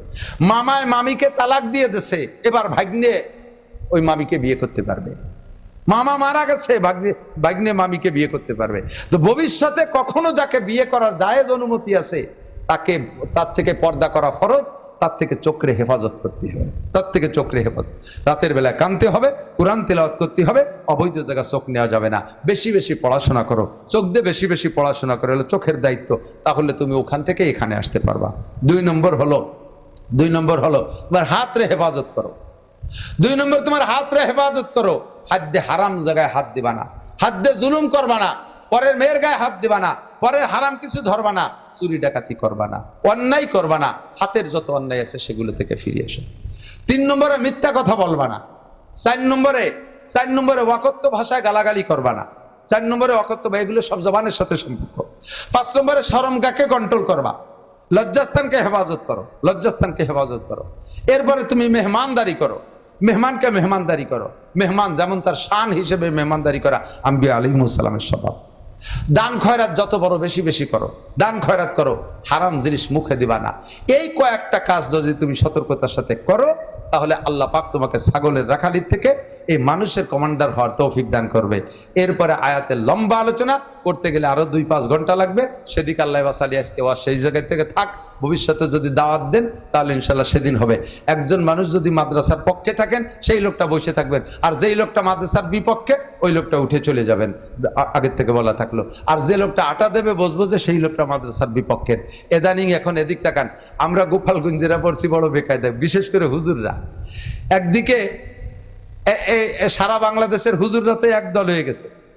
আমরাও তো গোপালগঞ্জে হুজুররা হুজুর, গোপালগঞ্জে হুজুররা তো হুজুর। সেই হিসেবে আমাদের গোপালগঞ্জে সব আমলিগ তারা আমাকে হুজুরকে দেখলি কয় যে এখন আমাকে বাড়ি আসো, যাও ইউনুস কাকার কাছে টাকা নিয়ে আসো। এই মাদ্রাসা চালাতে ইউনুস কাকার কাছে। এবার অন্য জেলার কেউ আমাকে মোটে এই গোপালগঞ্জে হুজুরকে বিশ্বাস করে না। তোমরা হুজুর রাও আমলিগ, তোমাকে গায়ে নৌকর গন্ধ। তাহলে না পাচ্ছি তাকে কাছে জায়গা, না পাচ্ছি আপনাকে কাছে জায়গা। তাই কি আমরা গোপালগঞ্জে হুজুররা মাদ্রাসা টাদ্রাসা নিয়ে ওই ব্রাহ্মণবাড়িয়া কুমিল্লা টুমিল্লা ওই দিক চলে যাবো নাকি? দিন সব দিন একরকম থাকে না, চাকা একবার উপরে একবার নিচে, ঠিক না? 16 বছর আগে বিএনপি ছিল ক্ষমতায়, মানে ফখরুদ্দিন ছিল, তার 3 বছর আগে বিএনপি ছিল ক্ষমতায়। সেই সময় প্রধানমন্ত্রী জেলেও ছিল, জেলও খাটছে, নেতারা খাটছে, জেল খাটছে না? আবার তারপরে আল্লাহ তাআলা বেরোইয়ে 16টা বছর বড় সম্মান দিয়েছে, আবার পা পিছলে গেছে, ঘুরিয়ে আসলে আসতেও পারে, ঠিক না? তো চাকা ঘুরতে তালে আছে, চাকা ঘুরার ভিতর দিয়েই গাড়ি চলে। কাজেই আমরা একতরফা কোনো দিক যেন মাথা গুজে বসে না থাকি, কোনো দিক একতরফা না হয়ে যায়। আমরা অপেক্ষা করি, দোয়া করি, আমাদের ধর্মীয় প্রতিষ্ঠান গোপালগঞ্জের মাদ্রাসা, গোপালগঞ্জের প্রতিষ্ঠান আমরাই চালাবো। এর টাকা আমাদেরকে আল্লাহ দিয়াবেন। আমরা অন্য জেলার কাছে খয়রাত করতে চাই না। আমাদের রাজনৈতিক প্রেক্ষাপট যা যেখানে আছে সেখানে থাক, আমরা ধর্মীয় প্রতিষ্ঠানের সাথে সকলে একমত থাকবো তো ইনশাআল্লাহ। এর পাশে থাকবো তো। মাদ্রাসা থেকে আসলে কখনো আজে বাজে বলবেন না, আমার মা বোনরাও বলবেন না, শক্ত কথা বলবেন না। তাহলে যদি আপনার শক্ত কথায় আলেম উলামা কষ্ট পায়, তাহলে আর পুনরায় কোনদিন ক্ষমতা পাবেন না। এই সিস্টেম কিন্তু আল্লাহর কাছে আছে। পরবর্তীতে যদি ক্ষমতা পাইতে চান, সুখ শান্তি চান, আলেম উলামার সাথে একমত থাকবেন, কোরআন সুন্নাহর সাথে একমত থাকবেন, ধর্মীয় প্রতিষ্ঠানকে ভালোবেসে যাবেন। আপনাদের ছোট্ট মাদ্রাসা, এর জন্য ভাই বলতেছে সিজনের শুরু 5-6 মাস মাদ্রাসা মাহফিল টাফিল হয় না, কালেকশন হয় না, অনেক দিন অনেক কিছু দেন না। আর এই আপদ বিপদ বালা মুসিবত থেকে বাঁচতে হলে আসাদকাত তারুদ্দুল বালা, রাজনৈতিক প্রেক্ষাপটে হেরে গেছি, এটাও তো একটা বালা কম না। এই বালার থেকে উঠে আসতে হলে এবার আমাকে কিছু সৎকা খয়রাত করা লাগবে। তা আমাকে ছোট্ট মাদ্রাসা কি প্রয়োজন তা আমি জানি না। মোহাব্বতের সাথে আমি একটু আজীবন সদস্য। আপনারা বড় মাদ্রাসা গহরডাঙ্গা, কুরপালা, কাজুলিয়া ইত্যাদি ইত্যাদি বড় বড় মাদ্রাসায় সদস্য থাকতে পারেন।